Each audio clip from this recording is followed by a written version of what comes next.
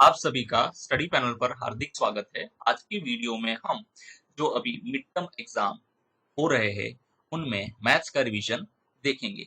तो सबसे पहले हम सिलेबस देखते हैं कि कौन कौन से चैप्टर्स जो है कवर हो रहे हैं।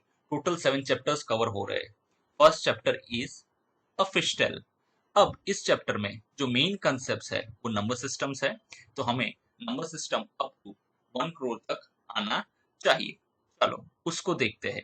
The number name for the following numbers. Now here we need to write these numbers into a number name. So how we will write it? Let us first start with right side and we'll count the places in the number. That is 8 is at ones place. This is tens place. 4 is at hundreds place. This is thousands. This is 10,000. So we will read this number as 56,478. See, many students here 56,478. So यहाँ पर कोई and वगैरह कोई जो है हम conjunction use नहीं करेंगे, हम लोग डायरेक्ट नंबर लिखेंगे 56,478. Now we'll move on to the second one. Again we will count the places for from the right side. That is 2 at ones place, 7 at tens place. Here it is 3 at hundreds place. This is 1,000, 2 at 10,000, and this one at 1 lakh. So we will read this number as 1,24,372. This is 1,24,372. You can place a full stop over here. Now move on to the question 2. Write the numerals for the given number name. अब यहाँ पर हमें number name दिया गया है और हमें इसकी न्यूमरल्स लिखने हैं। तो इसका जो है उल्टा होगा। 65,869. So we will write 65,869. Now here we will count the places. This is ones, tens, hundred, thousand, and 10,000. 10,000 means 65,000. So this is 65,000. 8 at hundred place, so 860. So here 6 is at tens place, so 6 tens 660, and here 9 at ones place. So we'll write the 9. Now come to the B. 8,32,732. Again we will write it here. See, here we can see 8 lakh. So 8 at the place of lakh. Ones, tens, hundred, thousand, 10,000, and lakh. So this is 8 lakh 32,000. So this is 32. 3 at 10,000 and 2 at 1,000. So this is 32,700. 7 at hundred place, 3 at tens place, and 2 at ones place. So we'll write it 8,32,732. Move on to the third question. Choose the answer from the bracket and fill in the blanks. Now here, see, first of all, we need to understand the international place value chart. Here, the question A, 1 million is equal to dash lakhs. See, Indian place value system we have already discussed in our class. Now here we will see the international place value chart. This is ones. So here there are total 3 part in ones, that is ones, tens, and hundred. Again 3 in thousands, that is 1,000, 10,000, and 100,000. Now again in millions also there are 3. यहाँ पर international place value system में हमारा जो periods रहेंगे वो हर एक 3 0 या 3 number के बाद हम लोग जो है क्या प्लेस करेंगे, 3 नंबर के बाद हम लोग कॉमा को प्लेस करेंगे। जबकि इंडियन प्लेस वैल्यू सिस्टम में क्या होता है कि 3 2 2 2 ये पीरियड्स फॉलो होते हैं। तो यहाँ पर हम देखते हैं 1 million is equal to dash lakh. See here 1 or 10. Here we can see this is 1 million. So it is 10 lakhs. So how many zeros are there in lakh? 1 2 3 4 5. हमें पता है 1 लाख में कितने जीरो होते हैं, तो 5 जीरो होते हैं। तो यहाँ पर क्या लिखा है 1 million is equal to 10. So 10 lakhs is equal to 1 million. यानी हम लोग कह सकते हैं कि जो 10 लाख होते हैं 10 lakhs को हम लोग क्या कहेंगे 1 million कहेंगे। So ये रहा 1 million, ये वाला जो है हमारा 10 लाख। अगर इंडियन से काउंट करेंगे ones, tens, hundred, thousand, 10,000, उसके बाद क्या आता है lakh and 10 lakh. So ये इंडियन में यहाँ पर 10 lakh होगा। So 1 million is equal to 10 lakhs. Now B, 1 dash thousands is equal to 1 lakh. Now 1,000, सो कितने थाउजेंड्स मिलाकर हम 1 लाख करते हैं, 10 और 100। तो यहाँ पर देखते हैं 100,000 is equal to 1 lakh, because 1 lakh में कितने जीरोस होते हैं, 5 जीरोस होते हैं। तो यहाँ पर हम देख सकते हैं ये 1 लाख है, उसको लिखा गया है 100,000, सो will right 100,000। On to the next question. Write the successor of the given number. पहले तो हमें ये पता होना चाहिए what do you mean by the term successor. successor का मतलब ये होता है कि जो नंबर दिया है उसका नेक्स्ट नंबर, यानी उसमें अगर +1 करेंगे तो हमें सक्सेसर मिलेगा। एक एग्जांपल ले लेते हैं। Successor means a number that comes after the given number. Successor of 11 is 12, means 11 plus 1। अब यहाँ पर 11 का सक्सेसर क्या है, तो 12 हो गया। कैसे 12 हो गया, तो 11 में अगर +1 करेंगे तो हमें जो आंसर मिलेगा वो 11 का सक्सेसर होगा। तो यहाँ पर भी अगर हमें 1,20,000 का सक्सेसर चाहिए, then we will add 1 to this 1,20,000। अगर इसमें हम successor of 1,20,000 is equal to क्या होगा, इसमें 1 ऐड कर देंगे तो ये हो गया 1,20,001। सो ये हमारा आंसर हो गया। बहुत सारे बच्चे यहाँ पर क्या गलती करेंगे, इस नंबर को हम इसको देखते हैं, बहुत सारे बच्चे जो है यहाँ पर ये गलती करने वाले हैं कि इस नंबर को जो है, जैसे हम यहाँ पर देख लेते हैं, वेयर इज माई पेन, हाँ हियर इट इज पेन। तो बहुत सारे बच्चे क्या करेंगे पता है, कि हम लिखते हैं 1,20,000, तो इसका सक्सेसर जब बनाना है तो यहाँ पर 1 लिख देते हैं। नहीं, ये गलत है, यहाँ पर आप 1 लिख सकते हैं नहीं, क्योंकि अगर प्लस हम करने जाएंगे तो प्लस कैसे होगा, 1 लाख, ये 20,000 हो गया, तो +1 हम कहाँ करेंगे, यहाँ से करेंगे। तो यहाँ से अगर प्लस करेंगे तो 0 + 1 1, बाकी सारे नंबर सेम रहेंगे, 0 2 एंड 1। इस तरह से हमें लिखना है। इस तरह से अगर आपने लास्ट में 1 लगा दिया तो ये हमारा आंसर गलत होता है। इस तरह से हमें इसको करना है नहीं। Now let me erase this. Now we will move on to the second question. Erase. Now we'll move on to the second question. Now we'll find out the successor of 3,21,099। अब ये सेकंड नंबर है, उसका हम लोग क्या करेंगे, successor निकालेंगे। Let me take the pen first. So successor of, again, successor of 3,21,099 is 3,21,099 +1। इसमें हम लोग +1 करेंगे, तो चलो इसको मैन्युअली करके देख ही लेते हैं कि +1 करने से क्या होता है। 3,21,099 +1, हम देखो ये वंस का प्लेस की जगह वंस का प्लेस रहेगा, बाकी सब जगह हम लोग 0 कर देंगे ताकि एडिशन में हमें कोई कंफ्यूजन ना हो। ये कर दिया हमने। अब इसको कर देते हैं plus. So 9 + 1 is 10, so 1 here, 0 here, 1 carry, 9 + 1 again 10, 0 here, 1 carry, 1 + 0 is 1, this is 1 + 0 is again 1, 2 + 0 is 2, and 3 + 0 is 3। So the correct answer is ये वाला हमारा नंबर है। तो बेटर यही होगा कि हर बार आप जो है उस नंबर को +1 करके लिखे, ताकि क्योंकि जब ऐसा नंबर होगा 99 से जब 100 में शिफ्टिंग होगी तब लोग अक्सर कंफ्यूजन यहाँ पर होता है उनको। तो हमें जब भी ऐसा नंबर मिलता है तो हम लोग क्या करेंगे, उसको नीचे +1 करके एक बार एडिशन करके लिखेंगे ताकि हमारा आंसर गलत होने का कम से कम चांस हो। Move on to the next question. Yes, this is 3,21,100। Now encircle the smallest number. देखो अब हमें यहाँ पर ए में यहाँ 4 नंबर्स दिए हैं, इसमें सबसे छोटा नंबर जो है हमें आइडेंटिफाई करना है। अगर आप लोगों को पता है तो हम लोग सबसे लेफ्ट साइड जो नंबर्स है उससे हम लोग कंपैरिजन करना स्टार्ट करेंगे। देखते हैं पहले यहाँ पर क्या है, 8 है, यहाँ पर 8 है, हमें स्मॉलेस्ट लिख, तो सबसे छोटा चाहिए, यहाँ पर 9 है, तो ये 9 तो है वैसे ही आउट हो गया। क्यों आउट हो गया, क्योंकि 8 वाले नंबर्स जो है वो 9 की कंपैरिजन में छोटे हैं, तो ये तीनों इक्वल हो गए। चलो अब सेकंड नंबर को, जब तीनों नंबर इक्वल हो जाते हैं तो हम लोग सेकंड नंबर की कंपैरिजन स्टार्ट करते हैं। तो यहाँ पर देखते हैं 7 9, तो ये तो बड़ा हो गया 7 से, तो इसको काट देंगे। अगेन यहाँ पर 7 है, ये दोनों इक्वल है, 87 87। यहाँ पर 6 है, यहाँ पर 5 है, तो 5 वाला नंबर जो है वो छोटा हो गया, तो हमारा करेक्ट आंसर हो गया ये।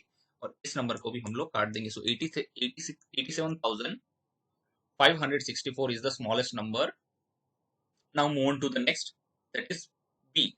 अब यहाँ पर हम लोग लेफ्ट साइड से कंपैरिजन स्टार्ट करेंगे। देखते हैं सभी 2 lakhs दिया हुआ है, तो यहाँ पर ये सारे तो इक्वल हो गए। चलो नाउ अब क्या करेंगे, जब सारे फर्स्ट वाले नंबर जो है इक्वल हो जाते हैं तो हम लोग सेकंड पे चलेंगे।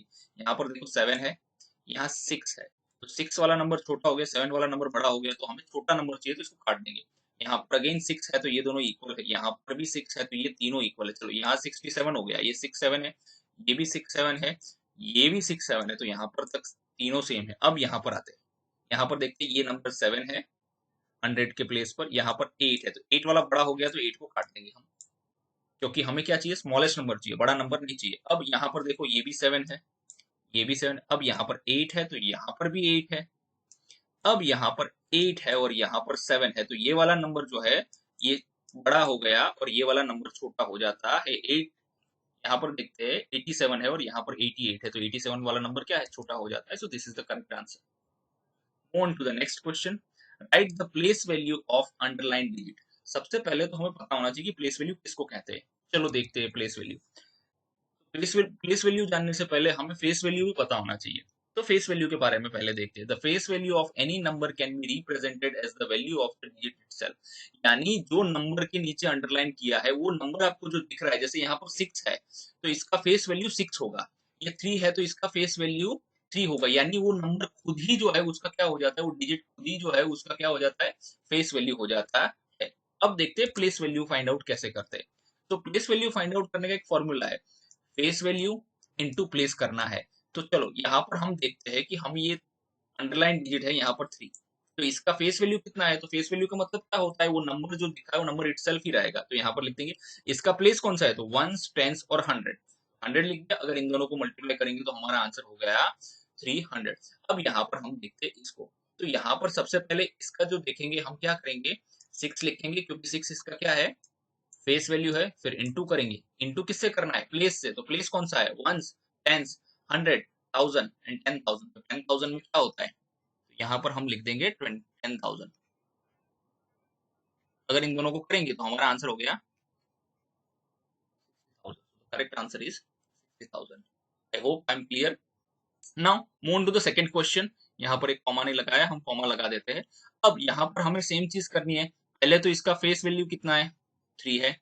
अब इसका प्लेस वैल्यू निकालते हैं तो क्या है, ones tens 100 1000 10,000 and lakh.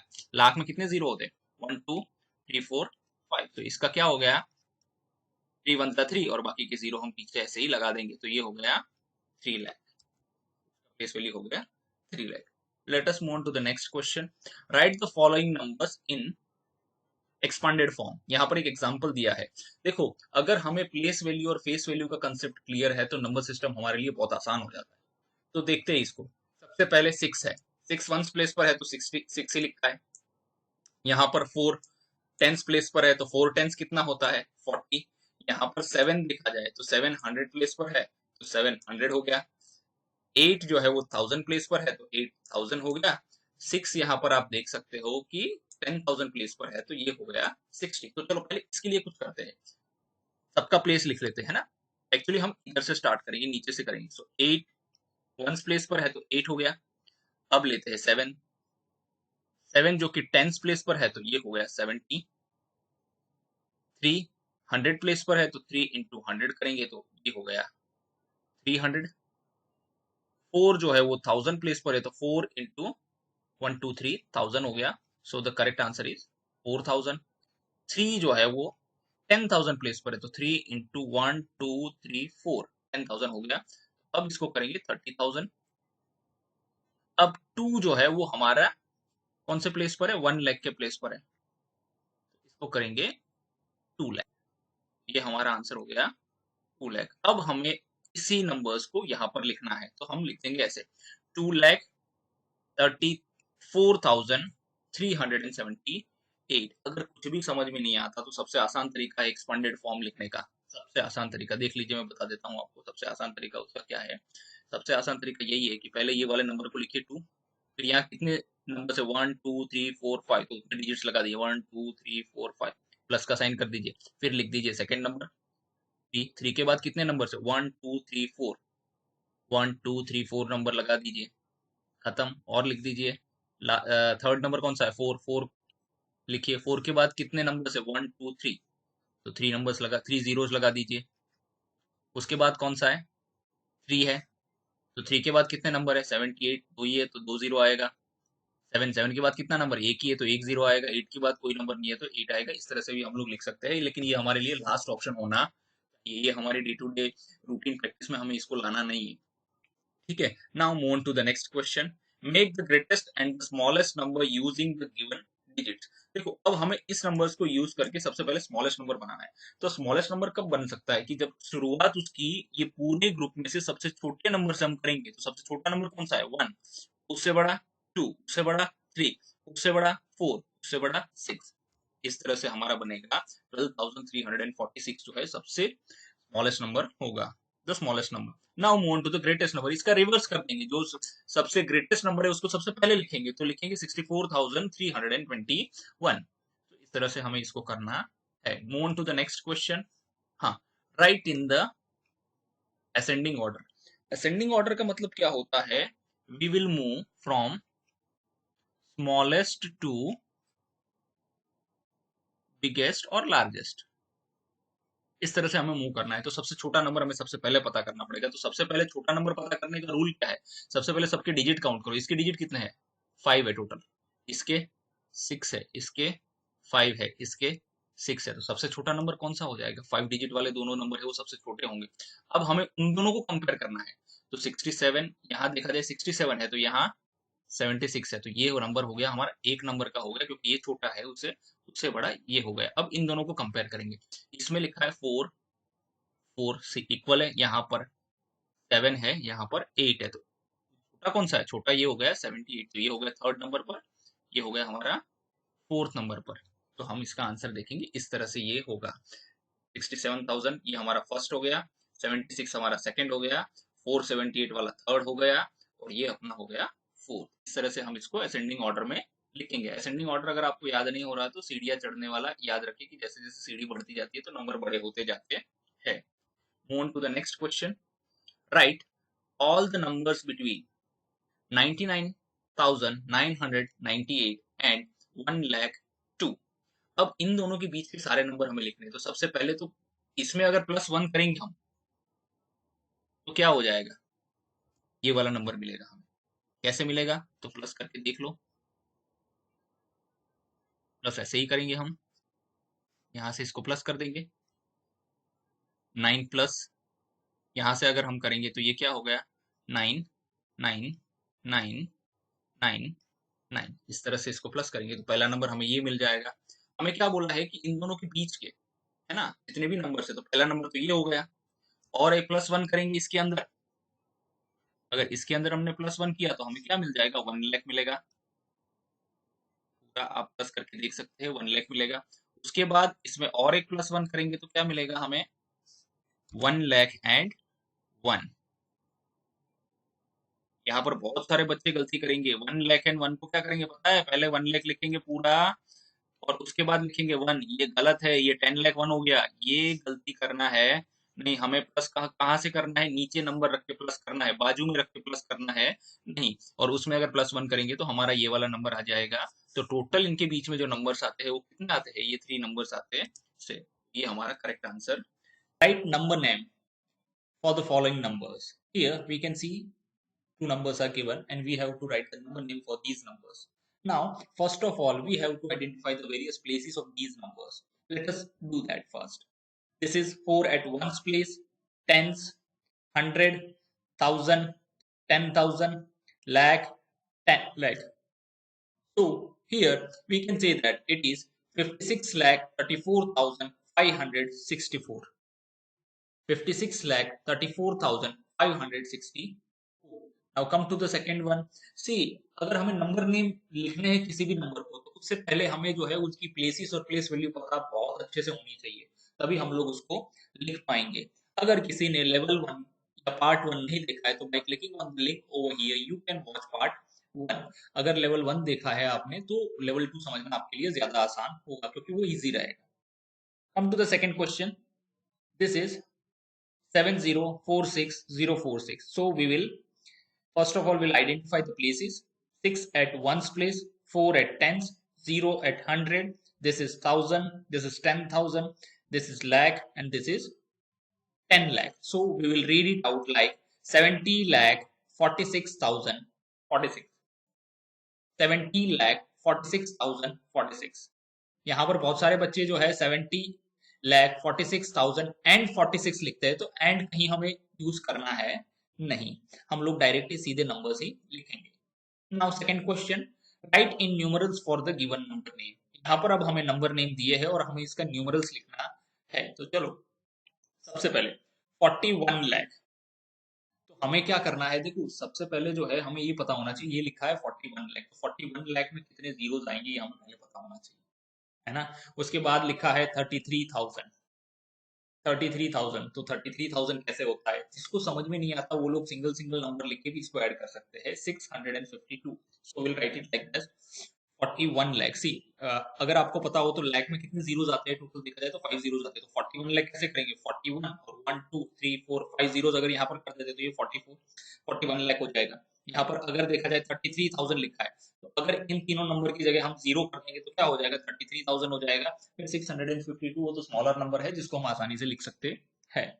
Move on to the next one, B 62,30,742। 62 lakh again हमें पता होना चाहिए, 62 लाख और उसके बाद 5 जीरोस होंगे तभी वो जो है लाख की कैटेगरी में आएगा। तो यहाँ लिखेंगे हम 62 लाख, फिर लिखा है 30,000, तो यहाँ हो गया 30 और यहाँ 3 जीरो कर देंगे हम, तो ये 30,000 हो जाएगा। आफ्टर दैट 742, तो 742 लिखना हमारे लिए उतना टफ नहीं है। Move on to the next question, write the predecessor of the smallest 6 digit number. अब देखो इस क्वेश्चन के अंदर जो है हमें दो चीजें दी है जिसको हमें समझना बहुत जरूरी है। सबसे पहली चीज अगर हम देखें यहाँ पर, तो सबसे पहली चीज जो दिया है, इन्होंने कहा है स्मॉलेस्ट 6 डिजिट नंबर, तो पहले हमें ये पता होना चाहिए कि स्मॉलेस्ट 6 डिजिट नंबर कौन सा होता है, उसके बाद उसका प्रीडिसेसर। प्रीडिसेसर हमें किसी भी नंबर का अगर पता करना है तो सबसे पहले तो देखते हैं smallest 6 digit number is 1 lakh. Sir ये कैसे हुआ, क्योंकि इससे छोटा अगर कोई नंबर होगा तो वो नंबर कौन सा होगा, 99,999, यानी 99,999। तो ये कौन सा हो गया, ये हो गया 5 डिजिट नंबर है हमारा। हमें क्या कहा है कि स्मॉलेस्ट 6 डिजिट नंबर, तो सबसे छोटा अगर 6 डिजिट नंबर कोई है तो वो क्या हो गया हमारा, ये हो गया। अब प्रीडेसेसर का मतलब हम समझते हैं। प्रीडेसेसर का मतलब क्या होता है, जैसे हमें अगर 10 का प्रीडेसेसर पता करना है तो हम उसमें से -1 करना पड़ेगा, तो -1 करेंगे तो यहाँ हो गया 9 आंसर आएगा। यानी किसी भी नंबर का अगर हमें प्रीडेसेसर फाइंड आउट करना है तो उससे उससे एक नंबर हम लोग माइनस करेंगे, कम करेंगे तो हमें मिलेगा। तो यहाँ पर प्रीडेसेसर ऑफ देख लेंगे, smallest 6 digit number that is 1 lakh is 1 lakh -1 that is 99,999। so this is our correct answer. Move on to the next, write the successor of the greatest 6 digit number. Now successor of greatest 6 digit number, अगर आपको ध्यान से observe किया हो तो आपको पता लगेगा कि जितने भी ग्रेटेस्ट नंबर है वो सारे 9 से एंड होते हैं, उसमें सारे 9 9 ही रहते हैं। जैसे हम लोग लेते हैं 1 डिजिट, स्मॉलेस्ट 1 डिजिट, तो उसको अगर नेचुरल नंबर में हम काउंट करेंगे तो हमारा हो जाएगा 1, और ग्रेटेस्ट बोलेंगे हम 1 डिजिट, तो ग्रेटेस्ट हमारा 1 डिजिट होगा 9।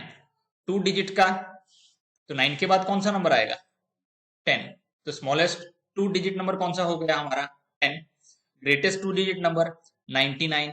फिर अगेन हम यहाँ पर आगे देखेंगे 100 जो है वो क्या हो गया, स्मॉलेस्ट 3 डिजिट नंबर, 999 जो है वो हो गया हमारा ग्रेटेस्ट 3 डिजिट नंबर। सो इस तरह से 99 वाले नंबर सारे रहेंगे, वो क्या रहेंगे, हमारे ग्रेटेस्ट नंबर रहेंगे। तो सबसे पहले हमें ये पता होना चाहिए कि हमारा जो है ग्रेटेस्ट 6 डिजिट नंबर क्या है। तो ग्रेटेस्ट 6 डिजिट नंबर में क्या होंगे, टोटल 6 डिजिट्स होंगे, यहाँ देख सकते हैं हम 6 डिजिट्स है, और सभी क्या होंगे, 9 ही होंगे। अगर उसमें हम सक्सेसर, सक्सेसर का मतलब क्या होता है, हमने आगे वाले वीडियो में भी देखा, अगर 10 का सक्सेसर हमें पता करना है तो +1 करेंगे तो 11 मिलेगा। सो यहाँ पर भी अगर इसका सक्सेसर हमें फाइंड आउट करना है तो इसके अंदर भी हम क्या करेंगे, +1 करेंगे। तो अगर इसमें +1 करते तो हमारा आंसर हो जाता है 10 lakh.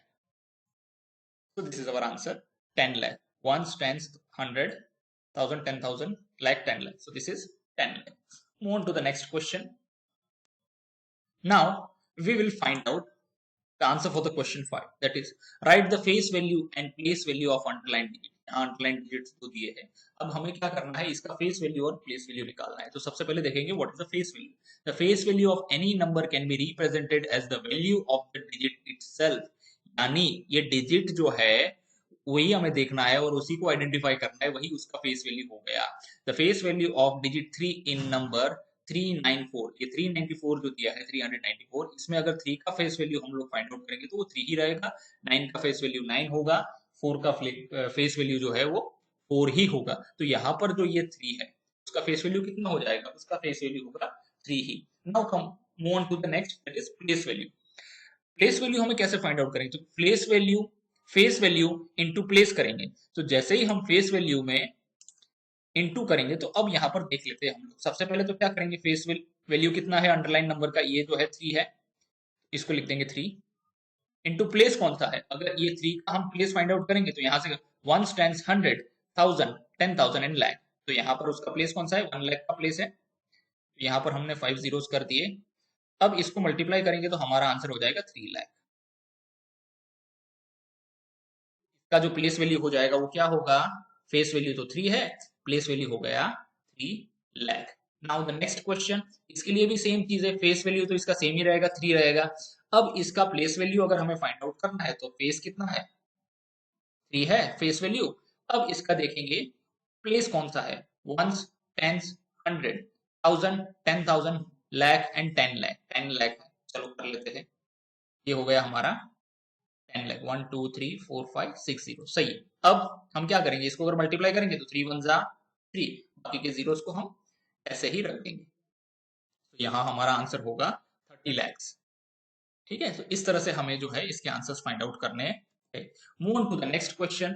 Now question 6, write in descending order. Descending order means क्या होता है, ग्रेटर टू स्मॉलर, यानी बड़े नंबर से छोटे नंबर की ओर जाना होता है। तो सबसे पहले जब भी हमें डिसेंडिंग ऑर्डर फाइंड आउट करना होता है तो हमें सबसे पहले एक चीज याद रखनी, पहले तो नंबर ऑफ डिजिट सबके काउंट करो। चलो इसके 1 2 3 4 5 1 2 3 4 5 6 7, इसके कितने डिजिट्स है, 7 डिजिट्स। इसके 1 2 3 4 5 6 7 1 2 3 4 5 6 7 1 2 3 4 5 6, सबके 7 है। अब क्या, सबके डिजिट्स बराबर हो जाए, देखो बड़ा छोटा, अगर जिसका डिजिट ज्यादा है तो वो नंबर बड़ा होगा, है ना, डिजिट छोटा है वो नंबर छोटा हम लोग मान के चलते हैं। यहाँ तो सबके डिजिट्स बराबर है। अब क्या करना है, चलो अब हम क्या करेंगे, कंपैरिजन करना शुरू करते हैं। कैसे, सबसे लास्ट वाला जो नंबर है लेफ्ट साइड में, वहां ये 7 है, ये 5 है, तो बड़ा क्या हो गया, 7 हो गया, ग्रेटर हो गया। ये 9 है तो सबसे बड़ा ये हो गया, क्योंकि 7 से बड़ा भी 9 है। ये 4 है तो ये हमारा हो गया नंबर 1 पर। अब इसको हटा देंगे क्योंकि इसका कंपैरिजन हो चुका है, ये नंबर 1 पर है। अब तीन नंबर को हमें कंपेयर करना है, 7 ग्रेटर है, 5 ग्रेटर है, 4 ग्रेटर है। तो देखा जाए तो 7 जो है वो क्या है, ग्रेटर है, तो वो हो गया हमारा नंबर 2 पर। फिर 5 और 4 को कंपेयर करेंगे, उसमें अगर हम देखेंगे तो ये नंबर 3 पर होगा, ये नंबर 4 पर होगा। तो हम इस तरह से उसको लिख सकते हैं। डिसेंडिंग मीन्स बिगेस्ट और लार्जेस्ट टू स्मॉलेस्ट, यानी बड़े नंबर से छोटे नंबर की ओर हमें जाना है। सबसे पहले क्या करना है, काउंट द टोटल डिजिट्स, हमने काउंट कर लिया। उसके बाद नंबर को कंपेयर करना है। कहाँ से कंपेयर करना है, लेफ्ट से लेके राइट साइड हमने कंपेयर किया। तो हमारा आंसर हम लोग देख लेते हैं, ये हमारा 1 था, सही है। 78 वाला हमारा ये 2 है, 55 वाला 3 है, 47 वाला हमारा 4 है। तो इस तरह से इसको हम लिख सकते हैं। अगर किसी को समझ में आ रहा है तो वैसे भी अगर बड़ी नंबर्स इजी याद रह रहा है तो 90 लाख हो गया, ये 78 लाख हो गया, ये 55 लाख हो गया, ये 47 लाख हो गया। इस तरह से भी इसको रीड कर सकते हैं। Now right in short form, actually ये सबसे अच्छा क्वेश्चन है देखा जाए तो, क्योंकि इसको अगर हमें शॉर्ट फॉर्म में लिखना है तो सबको ऐड कर दो। फिर ऐड कैसे करें, चलो सबसे पहले नंबर्स अच्छे से लिख दो। सबसे पहला नंबर कौन सा है, 1 लाख है। उसके बाद 20,000 है, याद रखो उसको यहाँ से लिखना चालू करना है ना। अगर किसी ने यहीं से लिख दिया तो आंसर गलत हो जाएगा। उसके बाद है 6,000 है, ये 6,000 हमने कर दिया। उसके बाद क्या है 800, उसके बाद क्या है 90, उसके बाद क्या है 4 है। चलो अब जो जो जगह खाली रह गई वहां सब जगह 0 कर दो, ताकि आपको कैलकुलेशन करने में कोई गड़बड़ी हो नहीं। ये सारे 0 कर देंगे हम, ये 0 कर दिया हमने। अब चलो इसको कर देंगे 4, ये 9 यहाँ कर देंगे, ये वाला 0, ये 9 हो गया, ये 8 हो गया, कॉमा ये 6 है, उसके बाद ये 2 है और ये 1 है। तो इसका आंसर हुआ 1,26,894। एक्चुअली जब बोलते हैं तो एंड बीच में आ जाता है, लेकिन एंड लिखने के टाइम हम लिखना है नहीं, सो इसका करेक्ट आंसर होगा 1,26,894। Move to the next question. इसको भी ऐड करना है तो सिंपल करना है। हम क्या करेंगे, पहले लिख लेंगे इसको 33 लाख, फिर आएगा 80,000, 1 2 3 और ये 80,000 हो गया। फिर आएगा 1,000, सो 1 एंड 3 0। उसके बाद आएगा 800, उसके बाद आया सीधा 7। अब जो जगह खाली है वहां जीरो हम लोग इसीलिए भरते हैं ताकि आपको एडिशन करने के दौरान कोई कंफ्यूजन हो नहीं, और कोई रीजन नहीं है। आप चाहे तो इसको खाली भी छोड़ सकते हैं, अगर आपको समझ में आ रहा है ऐसे ही तो इसको जीरो करके हम छोड़ देंगे। अब इन सब नंबर को क्या करना है, हमें प्लस करना है। चलो कर देंगे। इस लाइन में सिर्फ 7 है तो आंसर हो गया 7। इस लाइन में देखो कुछ भी नहीं है, जीरो। यहाँ पर सिर्फ ये 8 है, अगेन 1 है, फिर एक और जीरो डाल देते हैं। ये हो गया 8 और ये हो गए 33। तो हमारा आंसर क्या हो गया, 33,81,807। ये हमारा आंसर है। Move on to the next question. Write all the odd numbers between 10 lakh to 10 lakh 10। देखो अब हम पहले तो इन दोनों के बीच में कौन कौन से नंबर आते हैं उसको फाइंड आउट करेंगे, है ना। तो सबसे पहले देख लेते हैं, ये आ गया। इसमें अगर +1 करेंगे, कुछ बच्चे ऐसे लिखते हैं, अगर 10 लाख लिखा है यहाँ पर, ठीक है ना, ये 10 लाख हो गया। तो अगर 10 लाख 1 लिखना है तो यहाँ 1 लिख देते। अरे नहीं नहीं, ये गलत है, यहाँ पर नहीं आएगा 1, इसकी जगह यहाँ अगर +1 करेंगे हम तो +1 कैसे होगा, यहाँ पर होगा, ये गलत है। इसका आंसर कैसे आएगा, ऐसे आएगा 0 0 1। सो इस तरह से आएगा, ठीक है। और हमें क्या पूछा है, ऑड नंबर्स पूछा है। ऑड नंबर्स किसको बोलते हैं, नंबर्स एंडिंग विथ 1 3 5 7 एंड 9। अगर कोई नंबर इनसे एंड हो रहा है तो उसको हम लोग क्या बोलेंगे, हम ऑड नंबर बोलेंगे। चलो देख लेते हैं इसको, 2 3 4 5 6 7 8 9। अब देखा जाए तो ऑड नंबर्स कौन कौन से हैं, तो एक तो ये ऑड है, ये एंड 3 हो रहा है, ऑड है। 5 से एंड हो रहा है, ये ऑड है। 7 से हो रहा है, ये ऑड है। और 9 से हो रहा है, ये ऑड है। तो देखेंगे तो ये जो सारे हमारे जो है ऑड नंबर्स में काउंट होते हैं, तो ये सारे नंबर्स जो है हमारे आंसर्स हो जाएंगे। आपको सिर्फ 1 2 3 4 और 5 नंबर्स ही लिखने हैं। आई होप आप। Now we will move on to the first question. Write the number and number name from the abacus. यहाँ पर आप देख सकते हैं अबेकस बनाया हुआ है, यहाँ उसकी प्लेसेस भी लिखे हुए हैं, 1 10 100 1000 10,000 लाख एंड 10 लाख। अब हमें यहाँ पर बीट्स काउंट करने हैं और उसके हिसाब से हम नंबर बनाएंगे, बाद में उसको जो है नंबर नेम लिखेंगे। तो काउंट करते हैं। सबसे पहले यहाँ से देखते हैं ये वंस कितना है, 1 2 3 4 5 6 7 8। देखा जाए तो यहाँ पर हमारा बन गया है, ये 8 बन गया है। टेंस की प्लेस पर कितने बीट्स है, 1 2 3 4 5 5। 100 पर 1 2, 1000 पर 1, on 10,000 1 2 3 4, on lakh 1 2, on 10 lakh 1 2 3 4 5. So this is 52 lakh 41,258. This is the correct answer. Now we will write it in number name. Now this is 52 lakh 41,258. So this is how we can solve it. Move on to the second question. Find the difference between, see ये वाला question जो है थोड़ा tricky है। Find the difference between place value of 7 and 2 in the 37,52,871। यहाँ पर देखा जाए तो हमें क्या करना है, पहले तो 7 की प्लेस वैल्यू फाइंड आउट करनी है, फिर 2 की प्लेस वैल्यू फाइंड आउट करनी है और उन दोनों का डिफरेंस निकालना है। अगर देखा जाए यहाँ पर तो 7 2 टाइम्स है। एक तो यहाँ पर है जिसको बोलेंगे हम लोग 1 लाख की प्लेस पर है, और यहाँ पर है जो 10 की प्लेस पर है। तो दोनों का हम लोग डिफरेंस निकालेंगे। आप एग्जाम में या अगर ये क्वेश्चन पूछा जाता है तो आप इसको कहीं भी जो है कोई एक नंबर का निकाल के भी कर सकते हैं, लेकिन हम दोनों मेथड करेंगे। सबसे पहला प्लेस वैल्यू ऑफ 7, हमने ये वाला 7 लिया है तो इसका प्लेस वैल्यू कितना होगा, 7 लाख। 2 तो एक ही है तो उसका प्लेस वैल्यू कितना होगा, 2000। अब इसका डिफरेंस निकालेंगे। The difference between place values of 7 lakh minus 2000। Difference का मतलब क्या होता है, माइनस होता है। देखो बहुत लोग यहाँ कंफ्यूज होंगे सर इसमें से कौन सा नंबर माइनस करना है। जब डिफरेंस आपको पूछा जाता है तो बड़े में से छोटा नंबर ही माइनस होता है। वैसे भी हम लोग अभी उस लेवल पर नहीं आए कि छोटे में से बड़ा नंबर माइनस करे, हमें यहाँ पर बड़े में से छोटा नंबर ही माइनस करना है। So our answer will be 6,98,000 अगर 2000 इसमें से माइनस करेंगे तो। नाउ सेकंड वाला पार्ट देखते हैं। एक 7 यहाँ पर भी है। The place value of 7 is 70, place value of 2 is again 2000, क्योंकि 2 तो एक ही है तो उसका प्लेस वैल्यू जो है वो 2000 रहेगा, 7 का रहेगा 70। अब यहाँ पर क्या होगा, 70 जो है पीछे आएगा क्योंकि छोटी वैल्यू है उसको लास्ट में लिखेंगे। So difference between the place values 2000 minus 7 that is 1993 और 1993। अगर ये क्वेश्चन एग्जाम में पूछा जाता है तो आप दोनों में से किसी भी एक को अटेम्प्ट करेंगे तो सही होगा, दोनों अटेम्प्ट करने की जरूरत है नहीं। Next question 3, counting by fives. Write the numbers from 1,45,600 to 1,45,625. अब यहाँ पर दो नंबर दिए, एक तो दिया है 600, एक दिया है 625। देखो अगर इसको आसान करना है हमें तो सबसे पहली बात देखो ये तीनों नंबर जो है 1,45,000 1,45,000 सेम है, इसमें तो कोई डिफरेंस होने वाला है नहीं।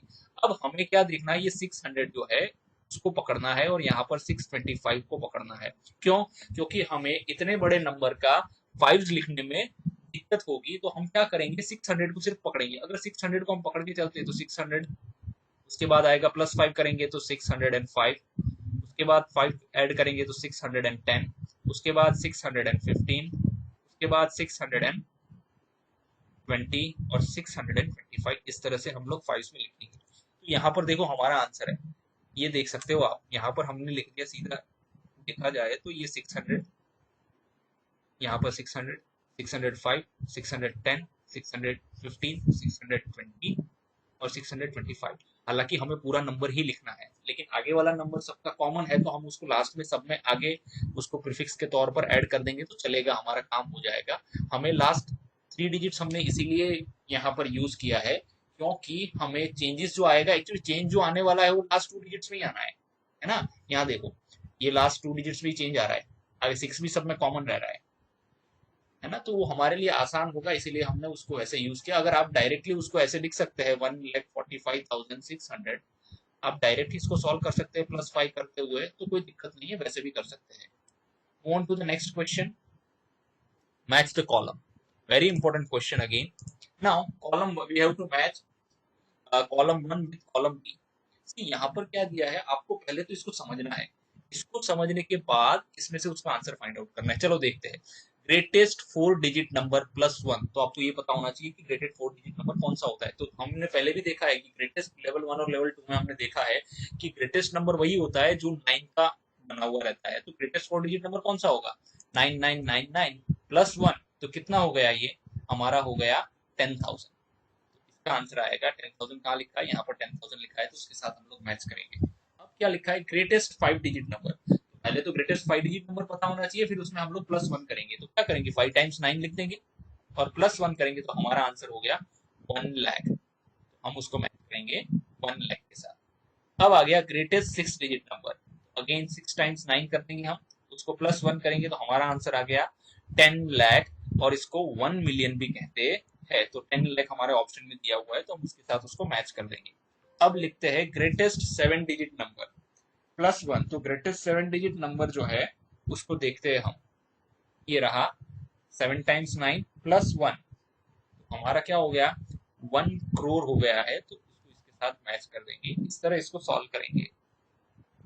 अब आगे देखेंगे question 5, pick up 7 digits from the bowl and make the smallest and the largest 7 digit number. देखो इस बाउल में से हमें कोई भी 7 डिजिट्स को पिकअप करना है ना। 7 डिजिट्स को पिकअप करेंगे और 7 डिजिट्स वाला लार्जेस्ट एंड स्मॉलेस्ट नंबर हम बनाएंगे। तो चलो सबसे पहले इसमें से पिकअप करना स्टार्ट करते हैं। देखो जीरो को मत पिक कीजिए क्योंकि जीरो आपको कंफ्यूजन में डाल देगा। तो कोशिश करिए कि सारे नंबर ऐसे लीजिए, 1 2 3 4 5 6 7 को ही हम एक साथ ले लेंगे। तो हमने कौन से नंबर ले लिए, 1 2 3 4 5 6 7। अब हमें स्मॉलेस्ट बनाना है, तो स्मॉलेस्ट नंबर अगर किसी भी नंबर का स्मॉलेस्ट बनाना है तो हमें छोटे नंबर से स्टार्ट करनी है और ग्रेटर नंबर तक चले जाना है। तो ये हमारा हो गया smallest 7 digit number that is 12,34,567। अब हम करते हैं largest 7 digit. Largest 7 digit number, इसको रिवर्स कर देंगे हम, तो हो गया 76,54,321। Question 1, in which of the following numbers does the digit 1 have a place value of 10। अब यहाँ पर देखो वर्ड्स में दिया है, तो हमें इसको पहले तो है नंबर्स में इसको कन्वर्ट करना है, बाद में हमें पता करना है कि 1 जो है, जहां पर भी 1 आता है उसका प्लेस वैल्यू 10 आता है, वो नंबर हमें फाइंड आउट करना है। तो सबसे पहले ये देखेंगे 10,07,060, तो ये आ गया।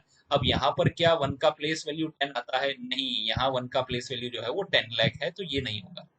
सेकेंड, 42,06,490, ये हो गया 42,06,490। तो यहाँ पर 1 कहाँ है? यहाँ पर है, तो 1 का क्या प्लेस वैल्यू 10 आता है? हाँ, यहाँ पर आता है, तो चलो ये को हमारा आंसर सही है।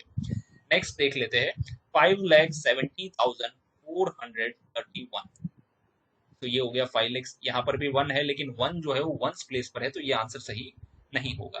लास्ट वाला देख लेते हैं 40,17,005, यहाँ देखो 17 लिख दिया है हमने, तो 1 का प्लेस वैल्यू कितना है? यहाँ पर 10,000 है, तो नहीं है हमारा आंसर ये भी सही। तो एक ही हमारा आंसर सही है, और वो है ये वाला, जिसमें 1 का प्लेस वैल्यू जो है वो 10 है।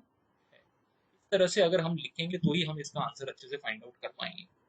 Move on to the next question. How many times would I be writing the digit 1 if I wrote down all the even numbers from 300 to 900 once? अब देखो, इस क्वेश्चन में कुछ वर्ड्स हमें समझने की जरूरत है। पहले तो है डिजिट 1 आना चाहिए, जो भी नंबर हम लिखेंगे वो।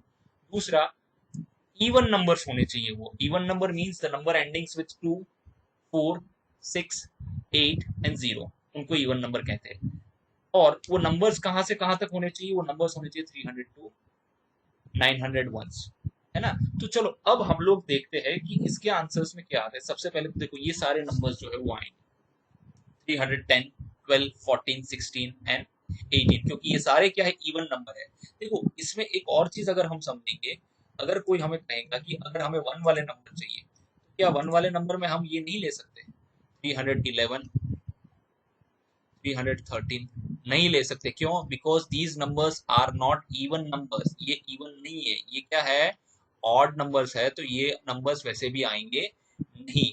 तो बाकी सारे में भी ये रूल लागू होगा। यहाँ पर 411, 413, ये 415 ये नहीं ले सकते, क्योंकि वो नंबर इवन है नहीं। हमारा क्वेश्चन में दिया हुआ है कि हमें इवन नंबर्स ही फाइंड आउट करना है, तो हमारे सिर्फ इतने ही जो है वो 300 से लेके 900 तक इवन नंबर्स आएंगे। टोटल देख लेते हैं कितने हैं। ये हो गया यहाँ पर 1, 2, 3, 4, 5, 6, यहाँ पर हो गया 1, 2, 3, 4 एंड 5। यहाँ पर 5 बड़ा है, यहाँ पर 6 बड़ा है। अगर इनका टोटल हम पता करेंगे तो 6 5 हो गया हमारा 30। सो टोटल नंबर्स हमारे हो जाएंगे 30। ये क्वेश्चन थोड़ा टफ था, इसको दोबारा देख लीजिए, रिवाइज कर लीजिए, ताकि आपको ये समझ में आ जाए। Move on to the next question, which of the following has the least value.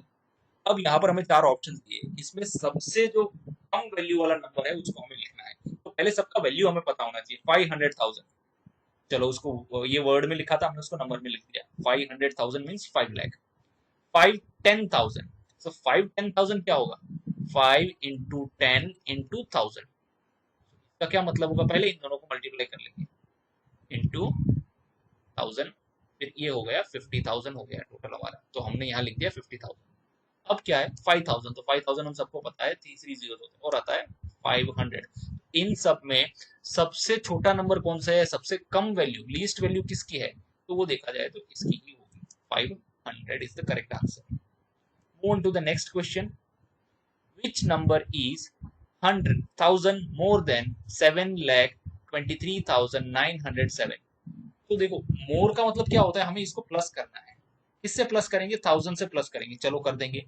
जब इसको 1000 से प्लस करेंगे तो हमारा आंसर आता है 7,24,907। तो हमारा ये आंसर सही है। Move on to the fourth question, 5100, 35 tens and 4 ones are equal to. पहले तो हमें पता होना चाहिए कि ये और ये तीनों को जब प्लस करेंगे हमारा आंसर क्या आएगा, और इनमें से कोई एक ऑप्शन आएगा। तो चलो ले लेते हैं 5100। सो 5100 क्या हो गया? 5100 हो गया। 35 टेंस क्या हो गया 350 हो गया, 4 वंस क्या हो गया 4। अगर इन तीनों को प्लस करेंगे तो हमारा आंसर आएगा 5454, दैट इज 5454। तो हम इसको टिक करेंगे। Now we will move on to the second chapter, that is shapes and angles. अब इसके कुछ फिल इन द ब्लैंक्स देख लेंगे। सी ये जो सारे क्वेश्चन है हमारे ऑलरेडी हमारे क्लास 4 में भी हो चुके हैं, 5th में भी बहुत बार रिवाइज हम लोग कर चुके हैं। Edges and corners. A, a die has dash edges. एक जो डाई होता है उसके कितने एजेस होते हैं, तो उसके टोटल जो है 12 एजेस होते हैं। अब यहाँ पर हम देखते हैं बी, अ डाई है, अ डाई हैज डैश कॉर्नर्स। तो यहाँ पर जो कॉर्नर्स आएंगे, कितनी कॉर्नर्स होंगी 8 कॉर्नर्स होगी। See, an eraser has dash vertices. देखो वर्टाइसिस और कॉर्नर्स जो है वो सेम ही रहते हैं। तो यहाँ पर जो है जब आप छोटे होते हैं तो आपको कॉर्नर्स कहकर समझाया जाता है। जैसे जैसे आपकी आगे आगे क्लासेस होती जाएगी तो यहाँ पर जो है आपको वर्टाइसिस शब्द का यानी वर्टेक्स कहते हैं उसको यूज करना है। N eraser has 8 vertices. Now D, an eraser has dash faces। Eraser को कितने फेसिस होंगे 6 फेसिस होंगे। इरेजर जो है वो क्यूबॉइड के शेप में होता है तो उसके टोटल जो है 6 फेसिस होते हैं। Next, now do as directed, do as per direction. यहाँ पर थोड़ा करेक्शन है। Now A, a common end point where two rays meet is called an angle. जहां पर दो रेज मीट करते हैं उसको क्या कहते हैं हम लोग, जो वहां फॉर्म होता है उसको हम लोग एंगल कहते हैं। B, an angle can be measured by protractor. यहाँ पर बहुत सारे लोग कंफ्यूज होते हैं कि डिग्री आंसर आएगा कि नहीं आएगा। देखो N angle can be measured in लिखा आएगा तो हम लोग यहाँ पर डिग्री यूज करेंगे, लेकिन यहाँ पर हमें लिखा दिया गया है बाई लिखा है तो हम लोग इसको प्रोट्रैक्टर यहाँ पर कहेंगे। Now see, N angle has dash arms. देखो ये एक एंगल है ना, तो इसके कितने आर्म्स है, ये वाला एक आर्म हो गया यानी रे है, ये वाला दूसरा आर्म हो गया। So an angle has 2 arms. D, an angle whose measure, an angle whose measures is less than 90 degree is called, less than 90 degree के एंगल को हम लोग कहते हैं acute angle। Next, add 130 degree plus 45 degree. तो इसको simple add ही करना है, इसमें कुछ नहीं करना है, तो हम लोग इसको ऐड करेंगे then will get answer 175 degree. Now subtract 90 degree from 120 degree. यहाँ पर बहुत सारे बच्चे कंफ्यूजन में रहते हैं कि पहला नंबर 90 लिखेंगे तो 90 में से 120 माइनस होते हैं नहीं, लेकिन जब हमें यहाँ पर फ्रॉम दिया हुआ है तो हमें सेकंड वाले नंबर में से फर्स्ट वाले नंबर को माइनस करना है। So 120 degree minus 90 degree is equal to 30 degree हमारा आंसर आएगा। Next question. नाउ हियर हमें जो है अब यहाँ पेन की हेल्प लेनी पड़ेगी क्योंकि बहुत सारे क्वेश्चन जो है हमें सॉल्व करने हैं। चलो देखते हैं। Double of 60 degree angle. चलो यहाँ पर जब भी हम किसी भी नंबर का डबल निकालते हैं तो हम उसको इंटू 2 करते हैं। तो 60 इंटू 2। चलो आपको आंसर पता है तो आप लोग चैट बॉक्स में आंसर जरूर लिख सकते हैं। तो हमारा आंसर हो गया 6 2 12 और यहाँ पर हम 0 लगा देंगे तो हो गया 120 degree. The correct answer is 120 degree. Now the second question is half of straight angle. चलो लिखेंगे यहाँ पर हाफ ऑफ स्ट्रेट एंगल कितना होता है, तो पहले लिखेंगे हाफ। स्ट्रेट एंगल कितने डिग्री का होता है हमें पता होना चाहिए। स्ट्रेट एंगल जो है वो हमारा 180 डिग्री का होता है, तो हम यहाँ पर लिख लेंगे half of straight angle is equal to 180। अगर इसको हम कट करेंगे तो हम 9 टू जा या 2 9 जा हम लोग यहाँ पर लिख देंगे, 18 हो गया, फिर 0 लगा देंगे तो टोटल हो गया right angle. So half of straight angle is right angle और 90 degree angle. Come on to let us move on to the next question. Count the number of acute angle in KVN। यहाँ पर एक word दिया है हमें, देखो इसके अंदर हमें जो है नंबर ऑफ जो एंगल्स है एक्यूट एंगल है उसको हमें काउंट करना है। तो चलो देख लेते हैं। देखो सबसे पहले तो ये एंगल्स बनते हैं जो एक्यूट एंगल है। यहाँ पर ये जो एंगल बन रहा है आप लोग देख सकते हैं, ये एंगल जो है वो एक्यूट एंगल बनेगा। ये वाला एंगल भी एक्यूट एंगल बनेगा, तो 2 एंगल्स हो गए। यहाँ पर ये एंगल जो है एक्यूट एंगल बनेगा 3, और ये जो है पूरा एक्यूट एंगल ट्राइंगल ही है तो इसके तीनों एंगल्स जो है वो एक्यूट एंगल रहेंगे यानी लेस देन 90 डिग्री रहेंगे। और यहाँ पर ये दोनों एंगल जो है वो हम लोग कह सकते हैं कि लेस देन 90 डिग्री है, जो टोटल एंगल्स होंगे हमारे 8 होंगे। Now question 4, straight angle is equal to dash right angle. देखो राइट कितने राइट एंगल को हम मिलाएंगे, राइट एक राइट एंगल होता है हमारा 90 डिग्री, तो स्ट्रेट एंगल कितने का होता है? स्ट्रेट एंगल हमारा होता है एक्चुअल में 180 डिग्री का होता है। तो हम लोग कितने राइट एंगल को मिलाएंगे तो हमें जो है स्ट्रेट एंगल मिलेगा? तो हम एक्चुअल में 2 राइट एंगल्स को मिलाएंगे, इंटू 2 करेंगे, या तो 90 प्लस 90 करेंगे, तब भी हमारा आंसर आ सकता है। तो यहाँ पर हमारा आंसर आएगा 2 into right angle, we will get the straight angle. Now next question, 1/10 of right angle. 1/10 of right angle हम लोग यहाँ कैलकुलेट करते हैं। यहाँ पर ले लेते हैं हम 1/10, that is 1/10 of right angle, यानी यहाँ पर कर देंगे ऑफ का जो है हम लोग मल्टीप्लीकेशन साइन करेंगे, राइट एंगल का जो होता है डिग्री कितना होता है? 90 डिग्री होता है, तो यहाँ पर हम लोग लिखेंगे उसको 90 डिग्री। अब इसको अगर कट करते हैं तो ये जीरो और ये जीरो कट हो जाएगा, और हमारे पास जो बचेगा सिर्फ 9 बचेगा, 9 वन जा 9, सो 9 डिग्री जो है वो हमारा आंसर आएगा। 1/10 of a right angle is 9 degree. यहाँ पर हम डिग्री का साइन बना देते हैं। An angle whose measure is more than 90 degree is called an obtuse angle। जो एंगल 90 डिग्री से बड़ा होता है उसको हम obtuse angle कहते हैं। Now construct an angle। चलो अब एंगल कैसे बनाया जाता है और कौन कौन से एंगल्स होते हैं उसके बारे में हम डिटेल में देखते हैं। D looks, see this is a D, this is also known as protractor। Why it is called D? Because it looks like D, that is why this is called a D। in mathematical language this is known as protractor।